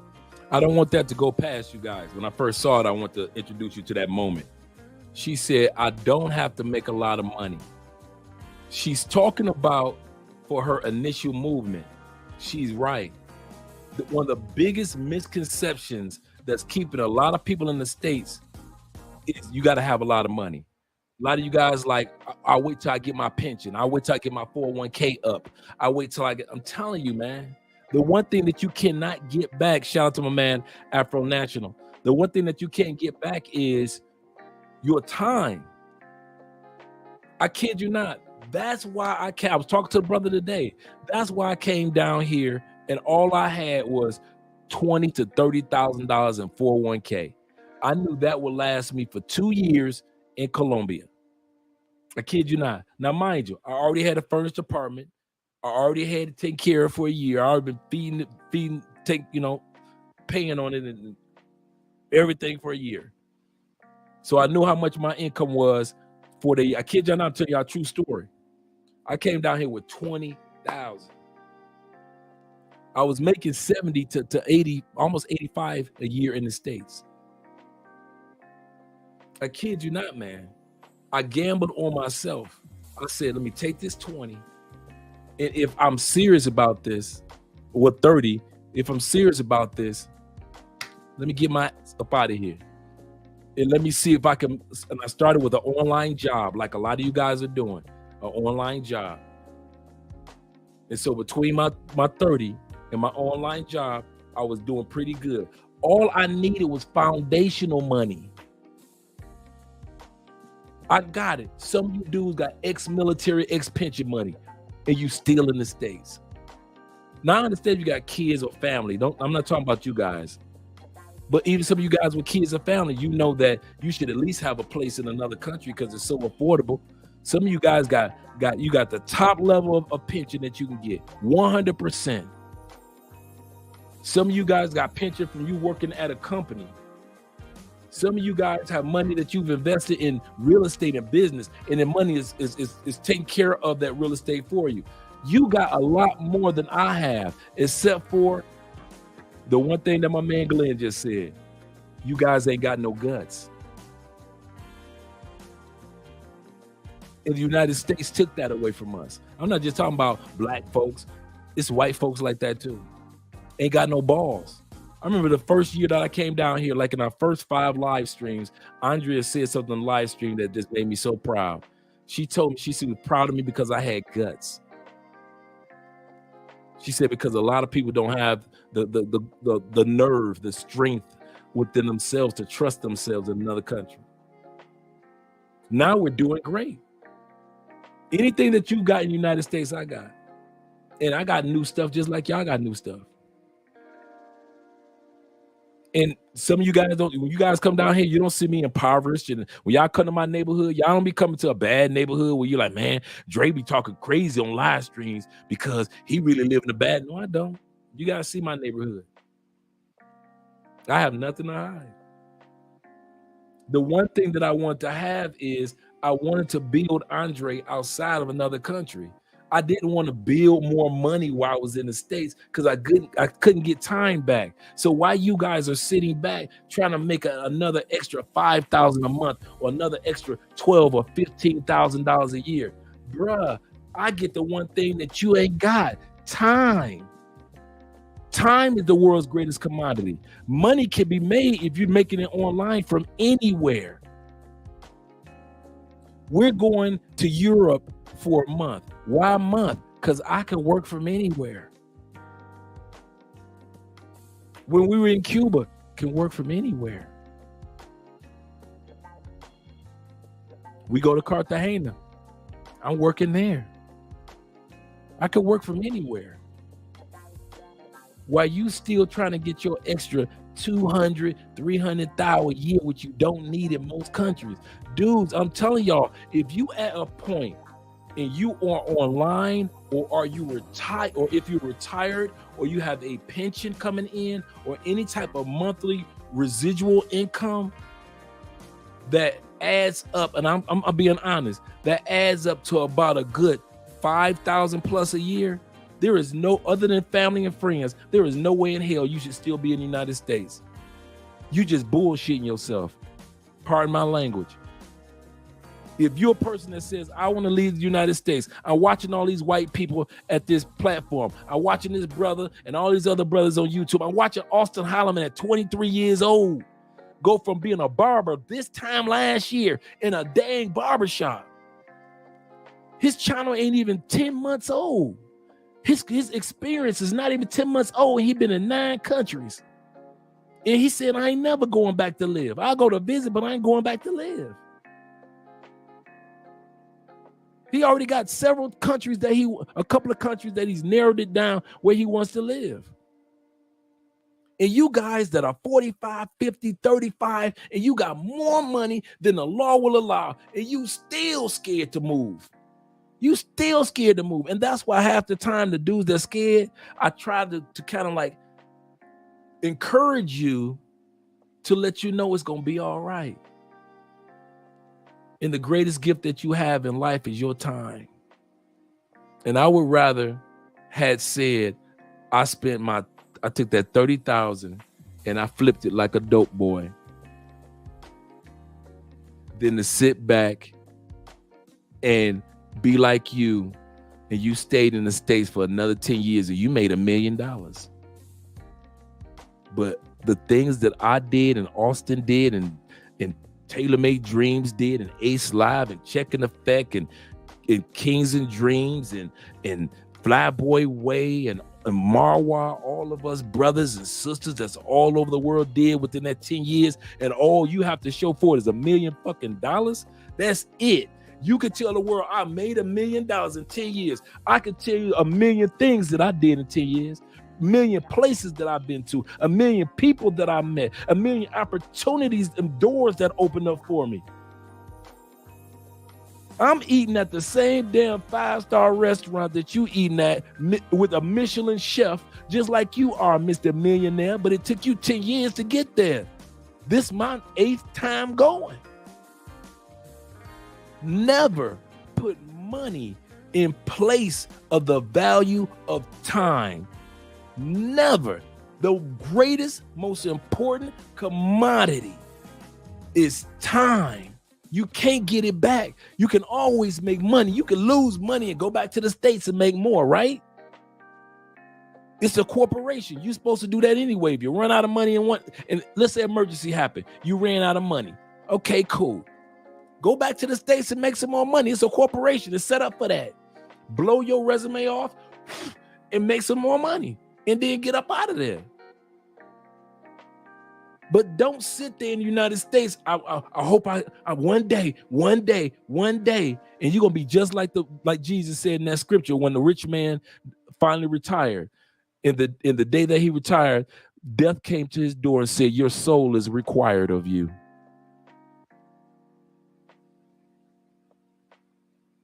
If death came to my door today, there's a lot of stories that you guys can tell, and a lot of stories that you guys will see on YouTube that Andre experienced in his 5 years of, he rolled the wheels off of that mother called life. He did not waste his time, because I'd rather have 10 years experiencing life than 10 years making $1 million. I mean that from the bottom of my heart. And we're on by the way, we just hit $250,000. So all you dudes that think that I was playing when I said I took that 30,000 in the belief in myself and I flipped it like a doughboy. I flipped it like I was T.I. Believe me.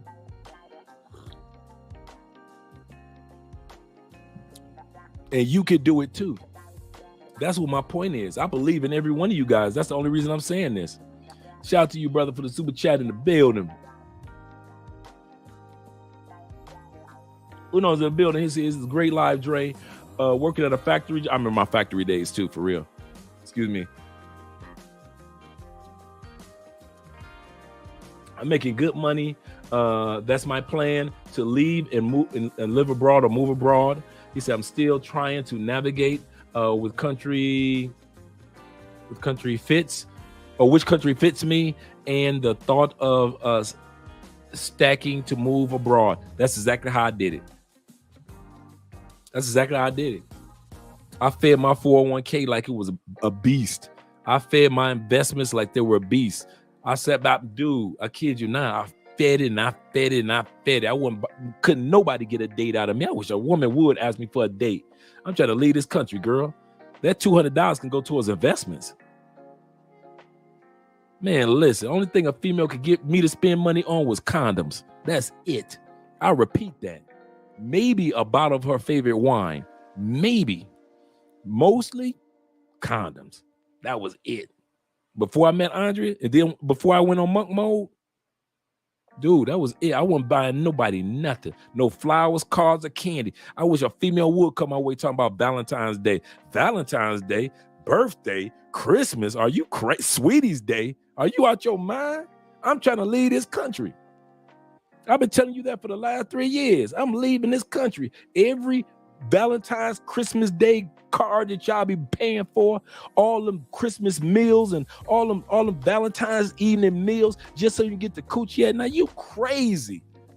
You know what you could do with that money?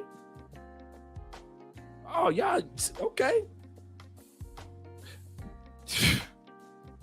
Y'all doing it bass backwards, man.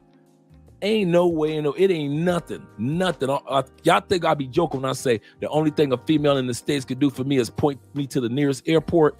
I mean that from the bottom of my heart. That's all a woman, outside of family, of course, and friends. That's all a female in the United States could do for me. Baby, you are fine. What's your name? Maria, nice to meet you. My name Andre. Maria, could you show me where the nearest airport is? That way? Okay, thank you, baby doll. Just keep looking beautiful. You blessed. And I'm going the other way. That's all Maria can do for me. Tiffany, Wanda, Wendy, all the little white girl. That's all they can do for me.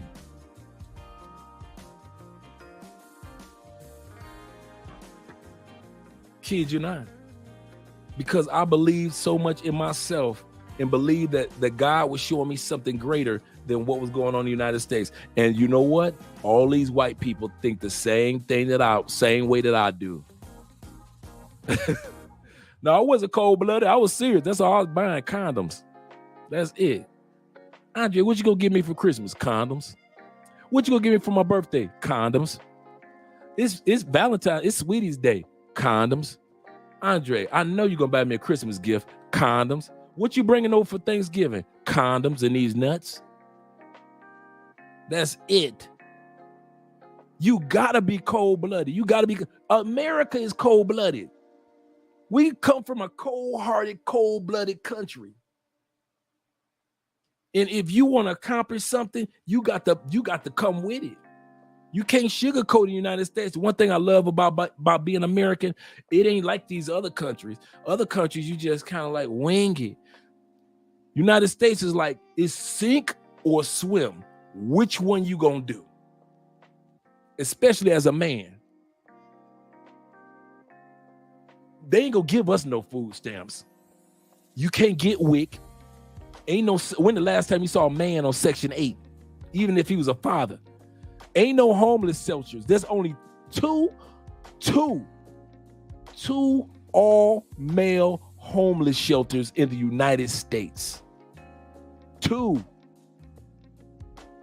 For women, especially women with kids, please, they got homeless shelter houses. They got houses that are for women. You ain't got to come to a shelter. We got a whole house for you, a whole apartment for you. 2 homeless shelters in the United States. In the United States, if you're a man, you either gonna sink or you gonna swim or you gonna fly. That's it. So be cold-blooded with it. Let them females know, baby, I'm sorry. I ain't trying to hurt. Why are you so cold-hearted? I tell them this. I say, you know what would be cold-hearted? if I pretended like you had a chance and I lied to you and I met your pastor and I met your kids and I pet your dog and I sat up there and walked your dog and I sat up there and gave you the best sex that you ever had and I cooked meals for you and I did all this stuff. I took you out to plays to see Tyler Perry plays and I took you to concerts to see Charlie Wilson and I did all that stuff knowing that I was going to leave you in 3 years because I got a passport and an apartment in Colombia and I wasn't going to be with you anyway. That's cold-blooded. That's cold-blooded. At least I was savage truth. No, you get nothing but condoms, boo. That's it. What you need? What you want? Condoms? What you want for Christmas? I want a purse. You get a purse full of condoms. And as soon as they be like, and you could be replaced. You ain't nothing but my next ex. That's how I was treating women in the United States. Before I met Andre, before I went monk mode, man, females wasn't nothing to me but my next ex. That's it. You ain't nothing but my next ex female or my next excuse. You either my next ex female or my next excuse. That's it. That's all a woman was in the United States to me. I am not going to sit up here and be hurting women's hearts, lying to them. Like a lot of dudes do. A lot of you dudes in relationship with females right now. I'm going to put you on Front Street. There's 95 people in here up to 101. Make sure you get those likes up, guys. Thank you very much. Fellas, it's dudes right here in this live stream right now in relationships with women right motherfucking now, knowing you leaving the United States for good in 5 years. Knowing you leaving the United States in 3 years. She actually thinks she got a chance. She think because she licked your booty, she got a chance. She think because I heard on Kevin Samuels, if I make him a plate, I could be submissive. She think if she be soft and submissive, she got a chance. Knowing in the back of your mind with your passport, she ain't got a snowball chance in hell of you staying in the United States in the next 7 years. But you laying right next to her tonight while you watching this damn live stream, lying to that woman. And you want to call me savage. You dudes got a cell phone full of women that's competing, thinking. They thinking that, well, we believe in polygamy. And so we have no problem with sharing. And they think because they are willing to share that that's going to keep your ass from moving to Italy or to Kenya or to Peru. You know you got in the back of your mind, your passport sizzling like bacon, knowing that you leaving in 3 years. And you think you got them chicks fooled into thinking just because they sharing your dick that they got a chance. And y'all call me a monster. Y'all some monsters laying right next to that woman right now, listening to me with your damn headphones on, knowing you gonna leave her ass in 3 years. Leaving her and her 2 damn kids. The ones you taking care of, the ones you dropping off at school. Tomorrow morning, you're going to drop her kids off at school. The ones that you've been raising since they was 4 years old and 6 years old. The ones who you've been sitting back, they've been calling you, giving you Father's Day gifts and all that. The one that you take to go see Marvel movies. Her kids actually think they got a chance with you being a daddy, don't they? And you want to call me a monster, knowing that after seeing the Marvel movies and everything, in 3 years, you up out of here. You already plotting. If you wasn't plotting, you damn sure wouldn't be listening to Love Crossing Borders, because this show is about crossing borders. So you know you plotting. And you want to call me a monster. Dre, he a savage. He just bringing, at least I was straight up truthful. And the women respected me for being truthful. At least I was honest. They knew they didn't have a snook. Don't introduce me to no pastors. Don't introduce me to your pets. I ain't gonna meet your kids. I ain't gonna meet your mama. I ain't gonna meet nobody. The only person I'm gonna meet is my mirror. That's it. I'm meeting nobody. No, I ain't buying you nothing. No, we are never going out. I kid you. Y'all think I'm playing. This is literally how I was. We are not going out to dinner. Valentine. You know when you was in kindergarten and them little Valentine heart candies that had like my sweetie, like you, the Valentine heart candy, them heifers wasn't getting that. No. Why? Because I wasn't a liar like you are. You will sit up there, lay right next to that woman, watch this live stream week in, week out, go to DR 3 times a year, knowing that your plan is to move to DR. You know she can't compete in the bed with some of the things that some of them DR women do to you. You know that she can't compete with some of those Venezuelan women that you met in Cartagena. You faking the funk in bed right now. Every time she suck you, you looking at her like, it's all right, but the Venezuelan chick, she stuck my dick in some tequila and sucked it. Your nuts don't even get sucked the right way no more ever since you done came to Colombia and them Venezuelans got a hold of you.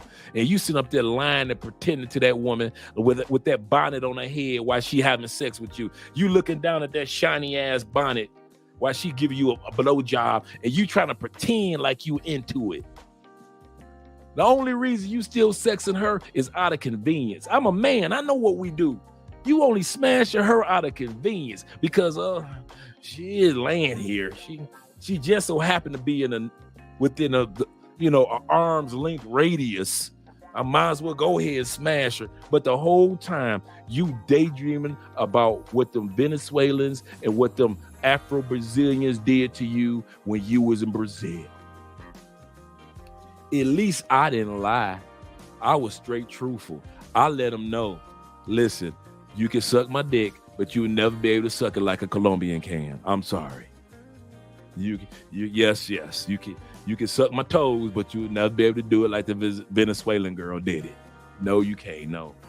You just y'all sitting up there trying to pretend like y'all women that y'all with in the States are the main attraction, knowing it ain't nothing but a goddamn commercial. Nothing but an infomercial. And I'm not trying to be rude towards women, but I'm saying that once you've left the United States and you've experienced intimacy with some of these women that have real passion when it comes to intimacy, and you go back and you have sex with a woman in the United States, you looking at them like it's a commercial. You look, it was cool. It was cool. You look at them like they was a halftime show at the NBA. It's cool, Yeah, it's cool. But you ain't acting like you losing your mind about it.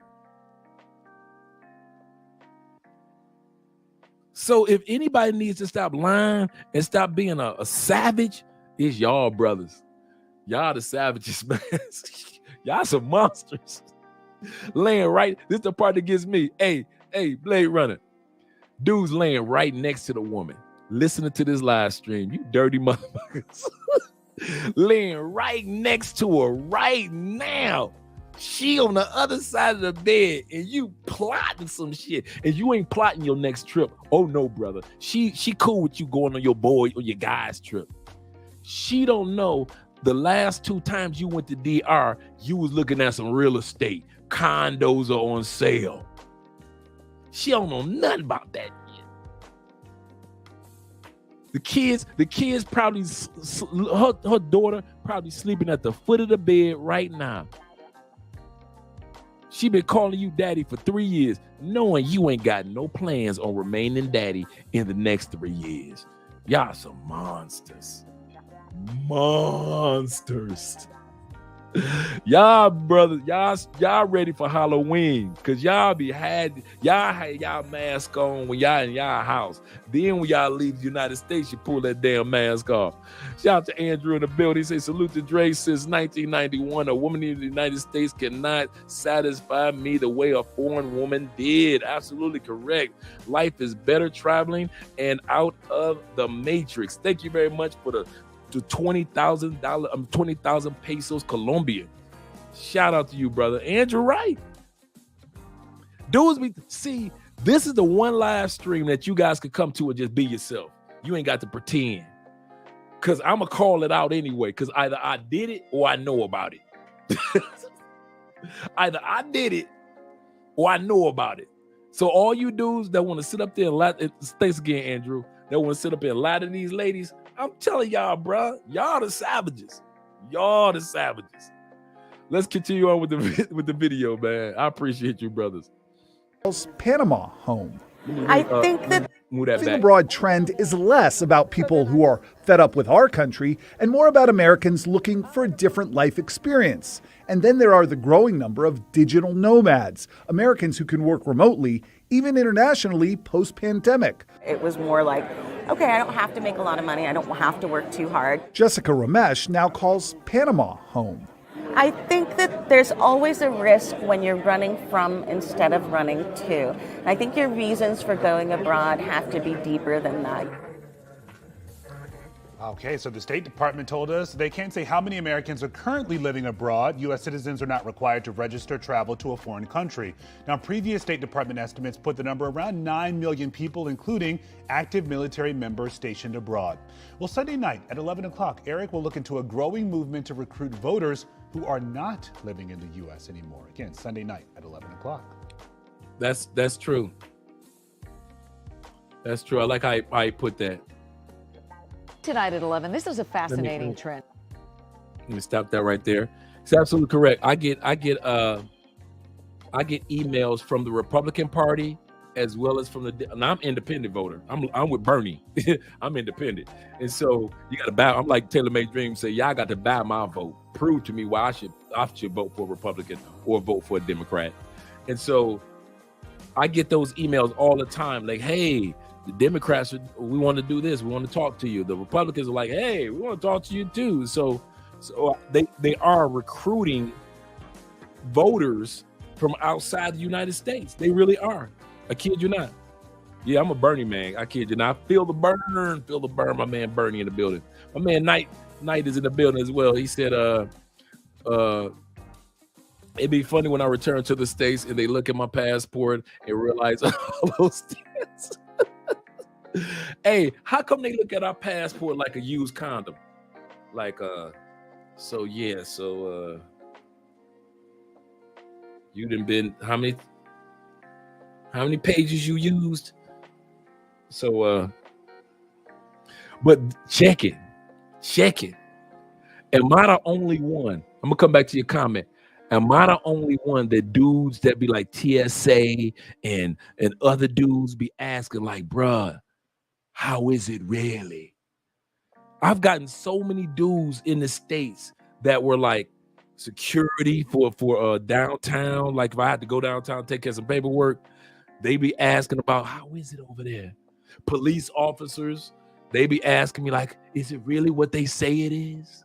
Store managers, all type of males always want to, they're inquisitive like, yeah, how is, okay, I thought I wasn't crazy. They be inquisitive like, hey dog, can I get your number? I just, what's your YouTube channel again? He said I had a few at TSA ask me. Yeah, they want to know for real, like, is it really like that for real? That's serious, man. I told you I'll be either experiencing or I know about the experience, know of the experience. But yeah, so that article is out there, or that headline that we just watched just goes to show that white people ain't playing. Old white people ain't playing. And over 9 million of us expats are not playing. There are 9 million of us outside the United States. Number one place in the world where Americans are retiring is Mexico. There are over 1.4, almost to 1.5 million Americans that live in Mexico alone. So Americans love them some Mexico. Definitely. All right, guys. Now, let's go back to the other part of the topic, part 2, numero dos. The laws, the 10 laws. We're going to make this quick. The 10 laws that caused me to say, I got to leave the state. 10. That was it. That made me start looking at other countries. First law was child support laws. If I did have a bunch of kids, good Lord. Anytime you got 30% of women that are receiving child support for kids from men that they've already proven that is not that man's kid, 30%, man, them laws are skewed. You stay in a country where you do not have a chance as a father or as a man. You bust up in a chick and all of a sudden the next dude busts up in her. She don't know who it is. Next thing you know, she could put you on a birth certificate. Those laws are skewed, bruh. Number 2 law. Shout out to genuine trucker in the building. You know, I got love for my trucker brothers. That number is growing every year. Absolutely correct, brother. You're absolutely correct. It is growing. That's crazy. Shout out to you. You said LGBTQ. Yeah, man, LGBTQ. Man, they got so many letters now. I haven't been able to keep up. Every time I go back, I kind of like read a headline in the States. It's like a new letter that they've added on. So shout out. I stopped at LGBTQ+. Shout out to you out there. Yeah, it's the laws and the executors of those laws. Absolutely correct. So that was the first one that made me say, do I really want to deal with that in the United States? No, I'm out. Second law is the alimony or 50-50 divorce laws. Anytime you live in a country where she could take everything dang near, she could take the house that you paid for and bring another man up in the house, or in the middle of the divorce proceedings, you still have to pay the bills. You end up paying court costs, her attorney fees. There is no way in hell I'm living in a country that got laws like that. It is not happening. It's not happening. Me and Andrea always talks about what if scenarios. What if we didn't work out? Would we still be cool? Blah, blah, blah, blah. And we're great. Don't get me wrong. We are great, but we're human. We're not stupid. But I can't feel comfortable enough to know this. There is no way in the world, and I mean no way in the world, that I'll be living in a country with laws that I fall in love. As soon as I marry her, I could lose half of what I worked for before I met her. And also with the child support laws, where a young man could bust his butt, Zion Williams, bust his butt to get to the NBA, and just one stupid move, and he paying child support into the thousands upon thousands, almost to the end of days. Uncalled for. Number 3, the FDA laws. Oh, yeah. I didn't think I was going to put that one on there.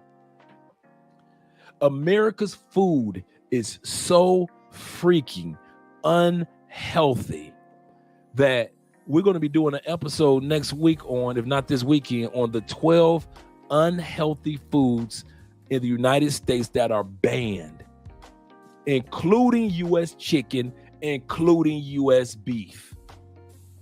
Banned. When you take to the grocery store and you get you a pack of hamburger, that is illegal in the rest of the world. Okay, I won't eat the hamburger. I'll eat the chicken. The Tyson chicken. It's Tyson. That Tyson chicken that was raised in that chicken is illegal in the rest of the world. The FDA, they don't even have enough staff to even examine all the meat. And then when it comes to the rest of the foods, they got trick terms that they say, well, if you put this on the label, then you don't have to verify what this was or that was. the laws with the FDA, man, listen. Even with y'all fruit, it's got pesticides on. They got airplanes flying all over it and zzz, spraying shit. No, man, no. Why can't you just get a regular banana, a regular apple that's been growing through nature from the beginning of time? Why? Because something's going on in the soil, and it's not just because of bugs. How come in the United States, Mr. FDA, is one of the few countries in the world y'all bleaching eggs? No egg comes out that white. Most eggs come out brown. Most countries I've seen, the eggs are right outside. You can put them on the ground and just sit there, just a 12 pack of eggs. Or you could put them outside in a tray, and they said only in America and a few other countries you gotta put them eggs in the refrigerator. Mr. FDA. So number 3, FDA laws, man. I don't trust the FDA laws. I ain't living in no country where I can't trust the laws of the Food and Drug Administration. Remember, it's the Food and Drug Administration. So all the medicine that you think that you taking that's healthy and that's supposed to be good for you, and your mama taking, your auntie taking, and you wonder why these symptoms are getting worse, or why, okay, if they take this medication, how come your mama put on 30 pounds because of a medication? But if you go to another country, you ain't, okay. You know how women in the United States always talk about birth control, put on weight, right? Birth control, put on weight. Well, I don't take birth control because it put on weight, right? Women been saying that forever. How come in Colombia, these women take birth control? They take birth control in China and Japan, all throughout Europe. How come they birth control in Japan and China ain't nobody bloated? How come you come to Colombia and Brazil and Argentina, Ecuador, you ain't seen nobody bloated because of birth control? Only in the United States, they giving these women stuff, and all of a sudden our sisters put on weight in a couple days. White women put on weight a couple days. Latin women put on weight in a couple days after taking whatever the FDA is telling them that they need to take. I ain't living in no country with that. That's another law. That's another reason why I left. The next law, child custody law. You ain't got no right to nothing if you're a man in the United States. You could be a better parent. Statistics have already shown that black men are better parents than black women. That's just straight across the board. They've already said that black men, starting in 2020, after they did a headline, that black men as a parent is equivalent to having both parents. Ain't nobody ever said that about a mother. Oh, in the movies, yes, they did. In our houses, yes, they did. But statistically and factually, the facts show that all of us that went through mass incarceration, all of us that got hooked on some drugs, all of us that self-deleted, all of us that sat back and dropped out of schools, all of us these are all the stats that when you raised with your mama that happened. They say that these stats wouldn't be those numbers. I didn't say they would be zero, but they say they would not be this high if you was raised by your daddy. If you was raised by your daddy and he was a decent daddy, you wouldn't have got your ass locked up. If you was raised by a loving daddy, you wouldn't have self-deleted. Statistics show that. Statistics show that young women wouldn't have got pregnant so easily if they was raised by their daddy. You ain't got no rights as a father in the United States unless you got to fight for them or pay for them. Yes, you're being a good man. Now you can go see your daughter every other weekend. You be good, little man. And if she asks for more money for child support, you be a good little man and make sure she gets more money. So you sit back, you got to keep your mouth shut just to see your daughter or see your sons. I'm not living in a country like that. That's law number 4. Number 5, the grape laws. Now, y'all know what I mean by the term grape. I'm tired of seeing stories come up from 10, 15, 30 years ago. He touched me. What?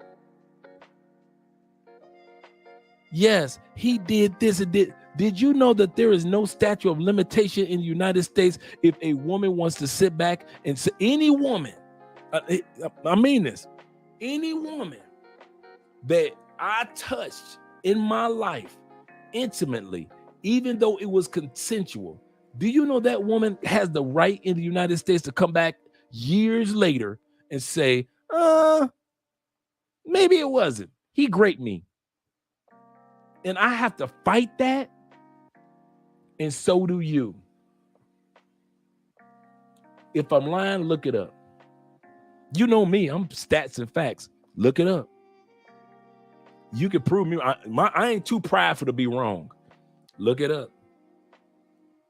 In the United States, any female that you've been with, and I want you to go through it, in your mind right now, recollect all the women, whether they were sober, drunk, or high, whether they would just sleep with you to make their boyfriend jealous, whether they would sleep with you to get pregnant, whether they would sleep with you because they liked you or loved you. Every single ex, every single one night stand, every single woman that you just smashed on a whim, that you was being a wingman because your boy was smashing her girl in the other room. Every chick that you ever, your threesomes, your twosomes, all that. Guess what? All those women, if one, just one, decide to be ornery and say, F you, he raped me, you got to be the one to come out the attorney fees and everything else to fight for your right to prove that it was consensual back in 1981. How you gonna beat that, Mr. 1981? 1991, 2001, 2021. I'm not living in a country that's got laws like that. That's not about to happen. Not Andre. Y'all can stay in there. Get comfortable in it like a nice mattress. Cool. But as for Dre, I'm not staying in that country with no laws like that. No. Shout out to my brother, $5 super chat. For the love of the game, for the super chat, for real. I appreciate that, brother. I really do. Shout out to the truck drivers out there, for real. Andrew say facts. They can lie and say that it wasn't consensual. Yes, at any point. At any point. I'm gonna kid you not, guys. That was another factor that made me go on monk mode. Remember, I said at one point in time, I was just being truthful with them. And if they're willing to accept the truth, I could still smash them. What am I going to get from Andre? Andre, what do you bring to the table? Condoms. But when I found out that the law state that they can say grape at any point in time, oh no, I'm on monk mode. I'm going to the top of the Shaolin temple. I'm with the 5 deadly venoms with their master. Ain't no way. No, ain't no way. My sex game stopped right then, right there. I said, I am not going to sit up here, have a 5-year plan, and have some chick from my past all of a sudden get ornery because she was in love with me, and I decided that I didn't want to. I told her I didn't love her, but she wouldn't believe me, so she yelled "graped" 3 years into my 5-year plan. Oh no, that's all right. That's all right. Y'all can have all those American women. I'm not jealous of none of you brothers. Like I said, I know it's some really, really good women in the United States. Very feminine, very down to earth, very cool. I will never say that all women are the same in the United States, because I know some really, really the sweetest people that you ever want to meet are some of the women in the United States. But for the ornery ones, and I'm talking about the ornery ones, the Bible says hell has no fury. Not the Bible, I'm sorry. The quote says, hell has no fury like a woman scorned. You lied to her and made her feel one way. Oh, it ain't enough flames in hell that can compete when a woman want to tear your life down. And it don't take a bunch of them. All it take is one that could tear your 5-year plan apart in year 3. I was done. I went on monk mode so fast. No, you won't be calling grape on me. No, that's all right, sis. That's all right. I'm in everybody's friend zone. Everybody. I was volunteering for the friend zone. Volunteering, sir, ma'am, for orders. Do you need a friend? That was me. I was the friend zone dude. I will introduce you to men, ma'am. I will introduce you to guys that could beat your coochie up, ma'am. I am no longer touching you, ma'am.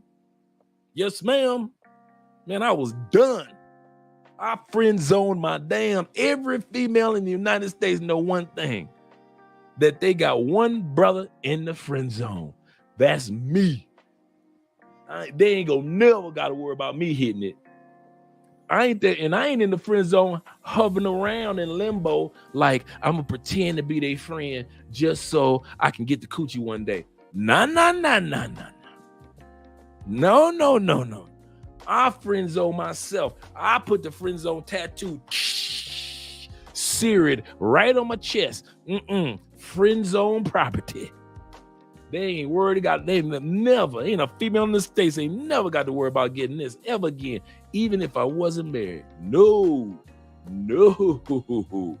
You in the friend zone, you dang right. And it's so comfortable. I ain't got to worry about nobody hollering grape, trying to mess my plan up in the next few years. I'll let you players deal with that. Next law that I maybe want to leave the States was when I found out I ain't gonna even lie. When I found out all these tax benefits for expats, I told you I feel like Donald Trump or a rich Republican with all these tax breaks. I feel like it was Andre Incorporated and not just the business that we have. There are so many tax. That's why I didn't understand why expats pay little to no taxes. But then when I got on this side, I was like, oh, you can do everything that if I get a tax break for every cologne, cell phone, a pen. This is a part of business. I got tax break for the whiteboard. This computer, I get tax breaks for. Ties, glasses, my veneers, because I use them as part of the business. I get a tax break for everything. Just for being an expat. All the consultations and the lunches that we all go to when you guys come to town and we gonna hang out, all tax break on all that. Dude, I kid you not. If I knew it was that many tax breaks for expats, I would have left the United States at 3. Where you going, boy? You going to go get some candy? No, mama, I'm leaving the United States. I'm a father here. I'd have left at 3. You get so many, oh my God, right out the gate, you get $112,000 exemption, $12,000 exemption out the gate. Just soon as you say, I'm not going to be in the United States for 330 days of this particular year, you don't even have to officially say, I'm officially an expat. No, when you file your taxes and they say, oh, listen, it's a special form for us for the tax exemption. And I kid you not, you fill that form out because you've been gone for over at least 330 days of the year. You were gone and you get a tax break for that. Tax laws made me say, okay, I got a choice. Stay in the United States with no kids and single. And you know they always tax us the most. A man with no kids and single, they come in with a shovel to get our money. Or become an expat and pay little to no taxes, as if I was incorporated. You do the math.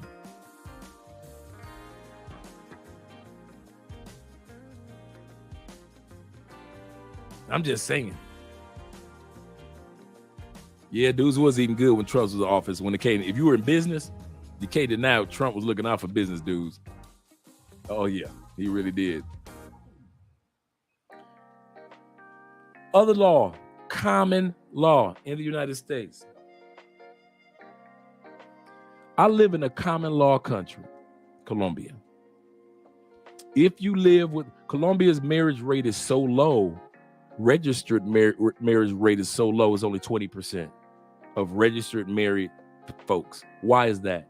Because if you live with a female in Colombia for 2 years, you're automatically considered under the auspices of marriage by way of common law.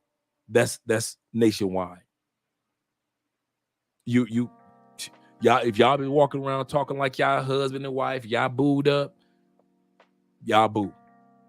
By way of taxation and everything else, y'all boo. They got common law down here in Colombia. But the way that they do common law in the States after 2 years, in many cases, she can get half.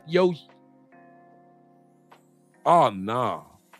You telling me that the chick that you laid up with can get half in a common law state? Y'all need to make sure that your state is not common law, because if you've been laying up with that boo and you plotting to leave the United States, she can get half. All you do is with ex-wives like I got. You do realize that when you file for Social Security, your ex-wife can file for a part of your Social Security if she was with you up to 10 years. Yeah, all you do is that was married 10 years, look it up. Ex-wives get your, soon as you file, the day that you file for your Social Security, your ex-wife can, she ain't even filed yet. She ain't even filed for her own yet. She can file for a part of your Social Security. Even if you remarry, she can't be remarried and do it. But you, if you're remarried, she can still get a large portion of your Social Security on the day that you file, whether it be 62, 66, or at the age of 70. Those common laws are out there, bruh. I was like, I'm out of here. Next one was the common laws or policies of human resource. Remember a day female could come into your job, man, one of your coworkers that you've been cool like this. You've been smashing her sister, or you've been smashing one of her best friends as a coworker. Remember the day you can say, oh, I see you, Keisha, looking all cute today, looking all good. I ain't mad at you, girl. What's that cologne you got on? I mean, that perfume you got on. Girl, you gonna end up with a man today, girl. You better stop. You could just joke with a female at work. Remember that? You could just joke with your female coworkers if she come to work looking jazzy. Like, where you going? Who you going to see during your lunch break?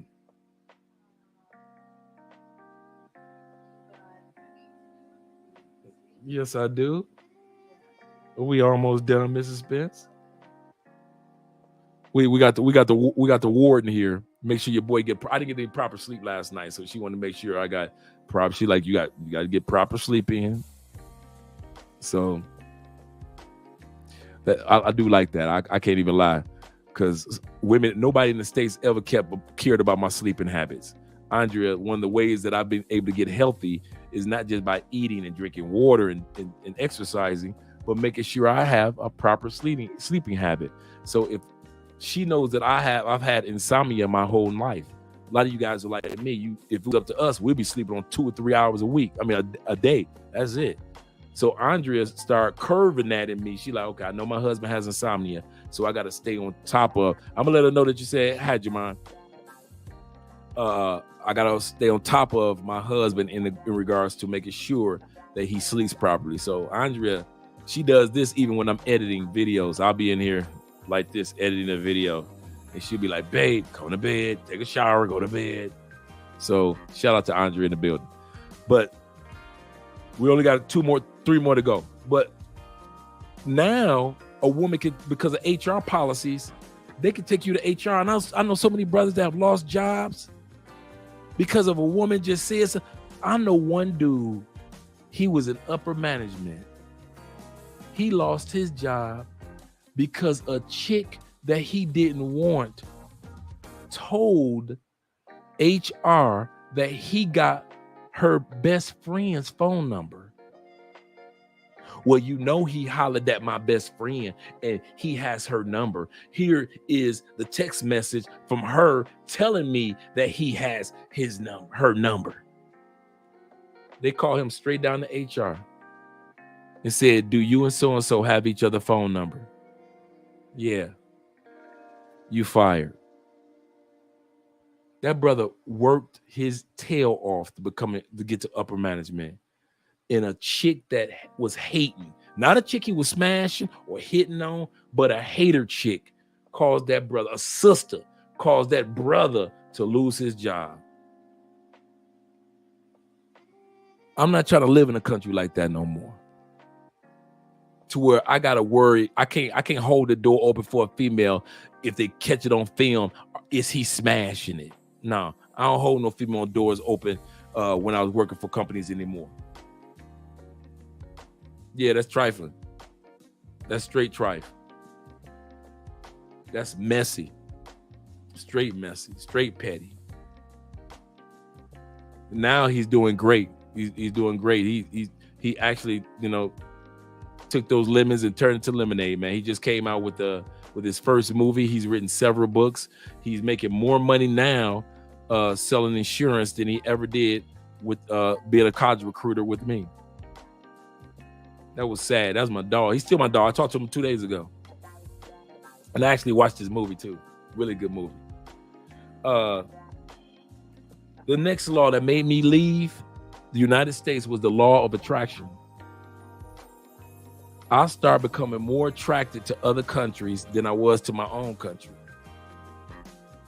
I was more interested in what was going on in Brazil and Thailand and parts of Africa. I could give less than about what's going on in the United States, except for, you know, the programs I was volunteering with. But other than that, I was becoming less and less interested in what cop shot who. I could care less. I was caring less about females that, you know, hearing sisters be savage on. I could care less. I could care less. I could care less about the prices of food in the United States. I could care less about the medical field in the United States. I could care less about all that. I was starting to become more and more attracted to being interested in some of the top hospitals in the world that's in this location and in that location. I was becoming more attracted to foods that were healthy in other countries than being attracted to the trash that I was eating in the United States. The law of attraction was drawing me to be interested in enjoying the company of people in other countries. I come to Colombia or Brazil or somewhere, I'm a social butterfly. I get back to the States, I'm quiet than a mother. I ain't really hanging with nobody. I got a couple partners, but they still looking at me odd because I done got quiet. My partner I was just telling you about, who lost a job, who's doing great right now. He used to always have to ask me every once in a while, Dre, you good? We'd be out here. He said, I'm gonna take you out to a bar. I was like, I don't feel like going to a bar, but I go. And I'd be sitting in the corner by myself. And he know that I'm a social dude. I'd be by myself. I'm not attracted to the United States like that. And a lot of you dudes are like that. The law of attraction is causing you to have more attraction to DR than to Miami. You looking at Miami like it's cool, but you feeling like DR, man. I'm very attracted to DR. The law of attraction is drawing you to Thailand. The law of attraction is drawing you to Cambodia. The law of attraction is drawing you to Colombia and drawing you to Brazil and drawing you to Mexico and drawing you to Belize. And United States is like a bad breakup. You don't know how to do it. You don't know how to give her that kiss goodbye. And you know you ain't attracted to her no more. You love her, yes. You happy for her, yes. You want to see great things for United States, yes. But you don't know how to end this relationship because it's been going so long. Your whole life this been your boo. But you ain't attracted to her no more. And the law of attraction had me like that. I'm more attracted to what's going on outside the United States. And I could When I tell y'all, I can't tell y'all the last Beyonce song, album. I can't tell y'all a Jay-Z song. I can't tell y'all got 50 different dances that came out. I don't know none of that shit. And I love dancing. I know other than politics for our other channel, I can't tell y'all what food that came out or who been acting a fool out there in them streets. I'm not attracted to the United States anymore. I love her. I really do. I appreciate everything that she showed me, but she not my boo no more. Law of attraction. You attracted to who you attracted to. You like who you like, and like attracts like. Julian said, man, I feel you. Yeah, seriously. Law Dog, shout out to Law Dog being in the building. Law Dog kind of snuck up in here. He said, I just got here on this. I'm the same way. I do much in the United States, but blossom as a man in Colombia in South America. Yeah. You don't know why that is. It's not like you're doing it on purpose. Shout out to Law Dog. It's not like we do it on purpose. It's just that you just slowly but surely realize it's more to life outside the United States and you're attracted to it. So that law caused me to say, I'm not just going to be attracted to it. I'm going to go out there to it. And so I'm having other relationships. I'm cheating on the United States with other countries. She ain't my boo no more. I love her, but I'm going to other countries behind her back. So I'm done. And wait till I get this citizenship. Y'all, I'm just be sitting up here with my Colombian passport taped to my chest. Yeah, let me see how many stamps I got. Yeah, man. The last one, and the most important one, the law that made me want to leave the United States. Man law. Remember we used to have man law, fellas? No matter what went on, we ain't snitch on each other. We ain't talk about each other behind each other's back. It was man law. You don't talk about if the ladies around, we don't talk about it. Remember, man law was take it to the grave. I got dirt on you, you got dirt on me. I know what you did on that motorcycle trip. You know what I did. Man law. Now, men are so feminine, so soft. They talk too damn much. Men arguing back and forth like women. We can't even travel like passport bros without men. And we understand women in the United States, whether they be black or white, they got something to say about what we're doing. Every time you turn around, there's some type of YouTuber got his big ass mouth open. Ain't even got a passport trying to tell us what to do. Whatever happened to man law? Ain't no more man law in the United States. Men do not know how to shut the fuck up. That made me say, you know what? I want to go to a country where some dudes that still believe in man law, where it's some stuff that's just for us dudes. Information is just for us dudes. I want to go to a country where dudes be like, take it to the grave, dog. I still got dirt on dudes that I ain't never told nobody. Dudes got dirt on me. That's man law. But in the United States, you got dudes that'll snitch to your girl, trying to smash your girl so he think he can snitch to your girl. You got YouTubers crying. I'm so tired of hearing these crying ass YouTubers crying about the fact that we leaving. Why are you busy worried about what another man doing with his passport? That ain't man law. Man law is if you don't like it, you still keep your damn mouth shut. Let the women run off at the mouth, but you don't open up your mouth and say shit. You'll never give your 2 cents about what another man is doing with his passport, with his money, with his intimacy. That ain't none of your business, especially if you ain't got no passport. Man, whatever happened to man law? When I start seeing man law disappear, I'm like, man, I'm out this mother. I ain't be sitting around here with these old sissy-fied men, soft dudes. I ain't used to that. So y'all see me Y'all see me with the suspenders and the ties and everything. Dude, I'm a dude from east side Detroit, just like some of you dudes from east side Chicago, east side St. Louis. Some of you dudes are from the west side of LA. Some of you dudes are from certain areas of New York. Some of you dudes are from certain areas of Atlanta and New Orleans. We street dudes. Don't let these suits and ties and we done grew up and act like we got some damn sense in our head fool you. We do have sense in our head. But it's still such thing as man law that we grew up on, and that's gone in the States. Gone. You can't trust no dude around your girl. You can't trust no dude to not act like a damn girl. Dudes be going on YouTube channels getting in arguments with other YouTubers. Men in public arguing with another man like two binges. Ain't no man law inside. And the women in the audience and the women be on the platform sitting back laughing they ass off because they done destroyed man law. The one law that we was in control of, and y'all, we all just gave it the fuck away. And when man law disappeared, that's when Andre disappeared. Because I ain't gonna be around no simps. Believe that. You can believe that. Yeah, yep, soft and fake. Soft and fake. That was my last one for you fellas. Kids, y'all not, man. I appreciate this. This has been a fun live stream tonight. This was really fun. Shout out to Mike T in the building. He said, men ain't men anymore. That's true, man. I'm like, man, I'm tired of being around men that act like they mamas, talk like they mamas, argue like they mamas, fight like they mamas, all emotional like they mamas. Man law, you can say anything to a man. It's barbershop talk. That was man law.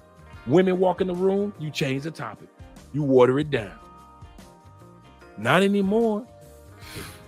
Sissified, I swear. Like Nubia said, he said, if you act like a man in North America, he said, they call it toxic masculinity. I don't, man law says this, I don't give up what they call what I do. That's another thing that's changed. Everything got to have a title to it. I'm a man, that's what I am. And this is what we do. We've been doing this since I was young. I'm James Evans. If you ever want to, listen, if y'all ever want to know what dude I am, if you say, that's Dre on television, y'all might point to Heathcliff's Huxtable, to Heathcliff, and you will be damn wrong. I might be 10% Heathcliff, but damn it, I'm 90% James Evans Jr. James Evans Sr. You better believe that one. I'm old school dude. I'm old breed. I'm that old, I'm 70s, 80s, 90s. My breed don't exist that much longer. And we still believe in man law. We still believe in respecting each other because we're men and we understand how hard it is to walk this planet as a man, no matter what race, color, or creed. Believe that one, man. I'm so tired of these old fat ass, soft ass YouTubers on here. And then you got the YouTubers that be so soft, especially oh my God, the married male YouTubers. Remember us married dudes, we really knew to shut the fuck up because we had so much dirt on each other. Nobody wants to slip up and say nothing. Shut the fuck up. Now these married YouTubers, male YouTubers, they so soft. Well, I don't understand why passport bros would actually ever want to leave the country. I found my black queen. Why can't they? Nigga, shut the fuck up. Let women talk like that. Dudes ain't supposed to be asking another man that question. I done seen so many live streams and interviews that Austin Holloman was on, like his first good 5 or 10 live streams, he had to justify the women, but then he's got to sit up there and justify the grown men that's twice his age that know better. Man, when man law left, I was like, man, these old soft ass dudes in the States, man, I'm out. I'm done. I'm done. Forget that, man. He said, man, them dudes are despicable. Yeah, they really are, man. They really are. Men in the United States have low testosterone and emotional, extremely emotional. That's another thing, man. That my generation wasn't all about the emotions. You had emotions when it came to love and having a good time in life and enjoying yourself. You had emotions when it was time to protect your family. Somebody mess with your kids, oh, the emotions gonna flare. But just to be emotionally gossiping about another man, or like when dudes try to tear down, I think your perfect example.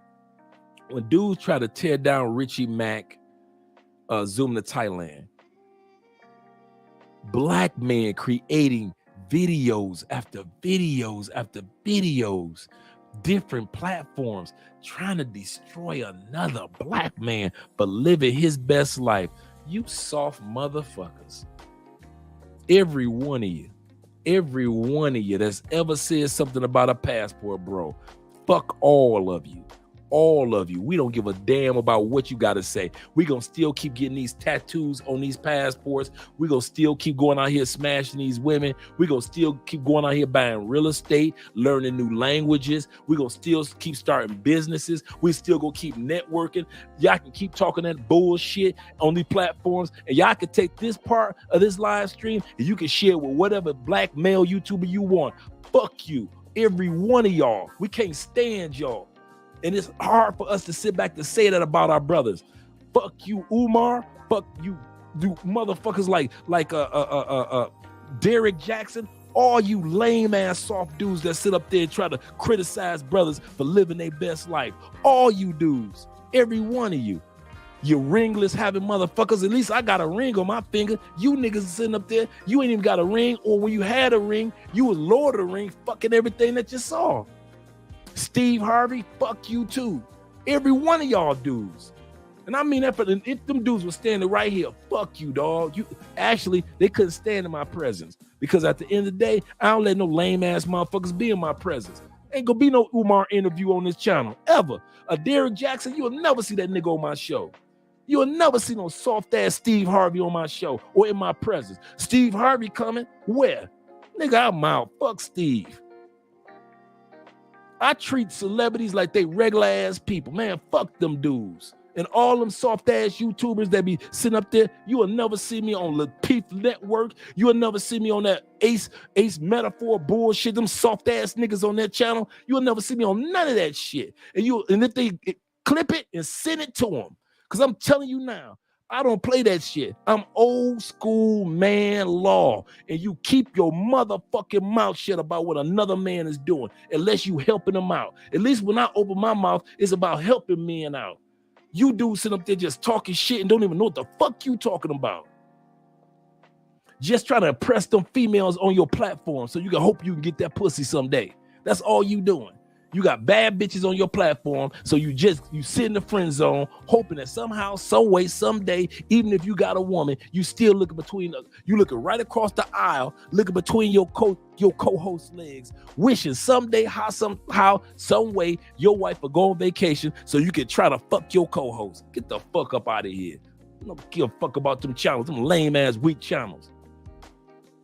And I mean that for the bottom of my heart. And I'm not coming to attack at those brothers because I'm not one of those dudes that start no beefs. But I'm letting you guys know, I left the United States. One of the reasons I left, because man law was done. Because men talk too motherfucking much. We talk too much. I've even had to curb myself when it comes to certain topics and certain issues, and I don't say shit. Just keep my mouth shut. I don't say shit. Why? Old school man law just say, your mama told you if you ain't got nothing nice to say, don't say a damn word. So I don't say shit. Keep my mouth shut. But yeah, man, I kid y'all not. All them soft motherfuckers, man, fuck them. Every one of them. Every one of them soft ass content creators, every one of them that want to gleam off of us YouTubers and us passport brothers and blue book gentlemen. And they want to get views off of our backs. We sit up there. We the ones that's getting these passports and getting them stamped. We're the ones that's going to all these areas, the good, the bad, and the ugly. We're the ones that's putting the money up to pay for these flights first class. We're the ones that's traveling all over the place. And all these bitch motherfuckers got to do, all they do is just sit up there, make a review of our hard work, and got the audacity to criticize us. Oh, Zoom to Thailand, he's got a slave. Oh, another dude, they're over there being pedophiles. Oh, another brother, he's over there, he doesn't have anything. How the fuck you know? They don't. That's why them channels, I stopped even giving them my views. You ain't gonna see me watching no Lapeef Network. You ain't gonna see me watching what's my man that's part of the Lapeef Network, the brother out of New York, that's the Detroit brother. I forget what his name, start with an A. You'll never see me watching this show. All them dudes, fuck y'all. Y'all enjoy United States, bruh. Enjoy it. Because soon as you cross the border of the United States, don't nobody fuck with you. So you might as well stay in the United States. I recommend that. For all you dudes that's on YouTube, all you dudes that's on these channels, all you dudes in the real world that got something to say about what we doing with our passports and our lives, I recommend you stay where the fuck you at, because it's better for you. It's safe. It's cool for you. Because you can't survive out here in these regular areas anyway. So it's easy and it's safe to talk shit with the lemonade of the United States in your hand and the motherfucking throw pillow of the red, white, and blue behind your head. It's easy to talk that shit. But you couldn't do that shit once you came out the United States. Get some stamps on your shit and then talk to us. I'm tired of motherfuckers that's, even you ex-military dudes, some of the YouTubers are, well, I've traveled to 20 countries. Motherfucker, how many countries did you live in? I'm tired of dudes talking about how many countries they traveled to. Nigga, getting off the plane in that as a layover does not count as going to that country. You got 2 layovers on one flight to Thailand. And so you officially saying that you've been to that country. No, nigga. No. That was a layover. Motherfuckers always get me, boy. And I hit on your anti-no ass, man. Shut the fuck up about passport bro business, man. Keep your damn mouth shut. Keep Anton, talk about business. Cool. Talk about investments. Cool. Talk about building the black community. Cool. Anton, Umar, talk about all that shit. But don't be talking about what the fuck you don't know. You don't know what we do out here. And y'all always run to the same goddamn topic. Bitches. That's all that y'all grab, that low-hanging fruit all the time. Well, passport bros and women, we so goddamn tired of passport bros and blue book gentlemen of y'all talking about bitches. God damn, we doing way more in these streets than bitches. But y'all never talk about that. But I'm up out of here. I'm your boy Andre Love Crossing Borders. Let me get ready to hit these last super chats these brothers are putting up. Shout out to you dudes. Hey, Andrew, we got Trucker once again. Shout out to you, brother. Father Many Nations with the $10. Blessings, family. Did 15 days workout, study Spanish for 2.5 hours. That's where I'm at right now. 2.5 hours getting ready for Cali. Thank God for you, brothers. I'm out of the United States. I want to be around brothers who are trying to build. Yes.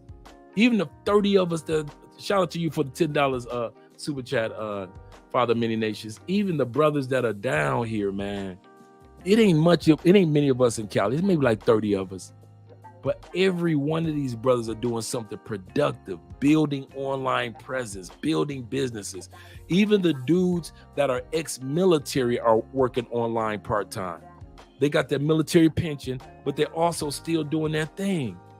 They never talk about that. You never heard Anton talk about the business side of Passport Bros.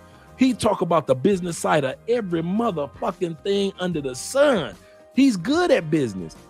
Why does he talk about or interview one of us about the business side of being a passport bro? But they will interview us about a bitch, won't they?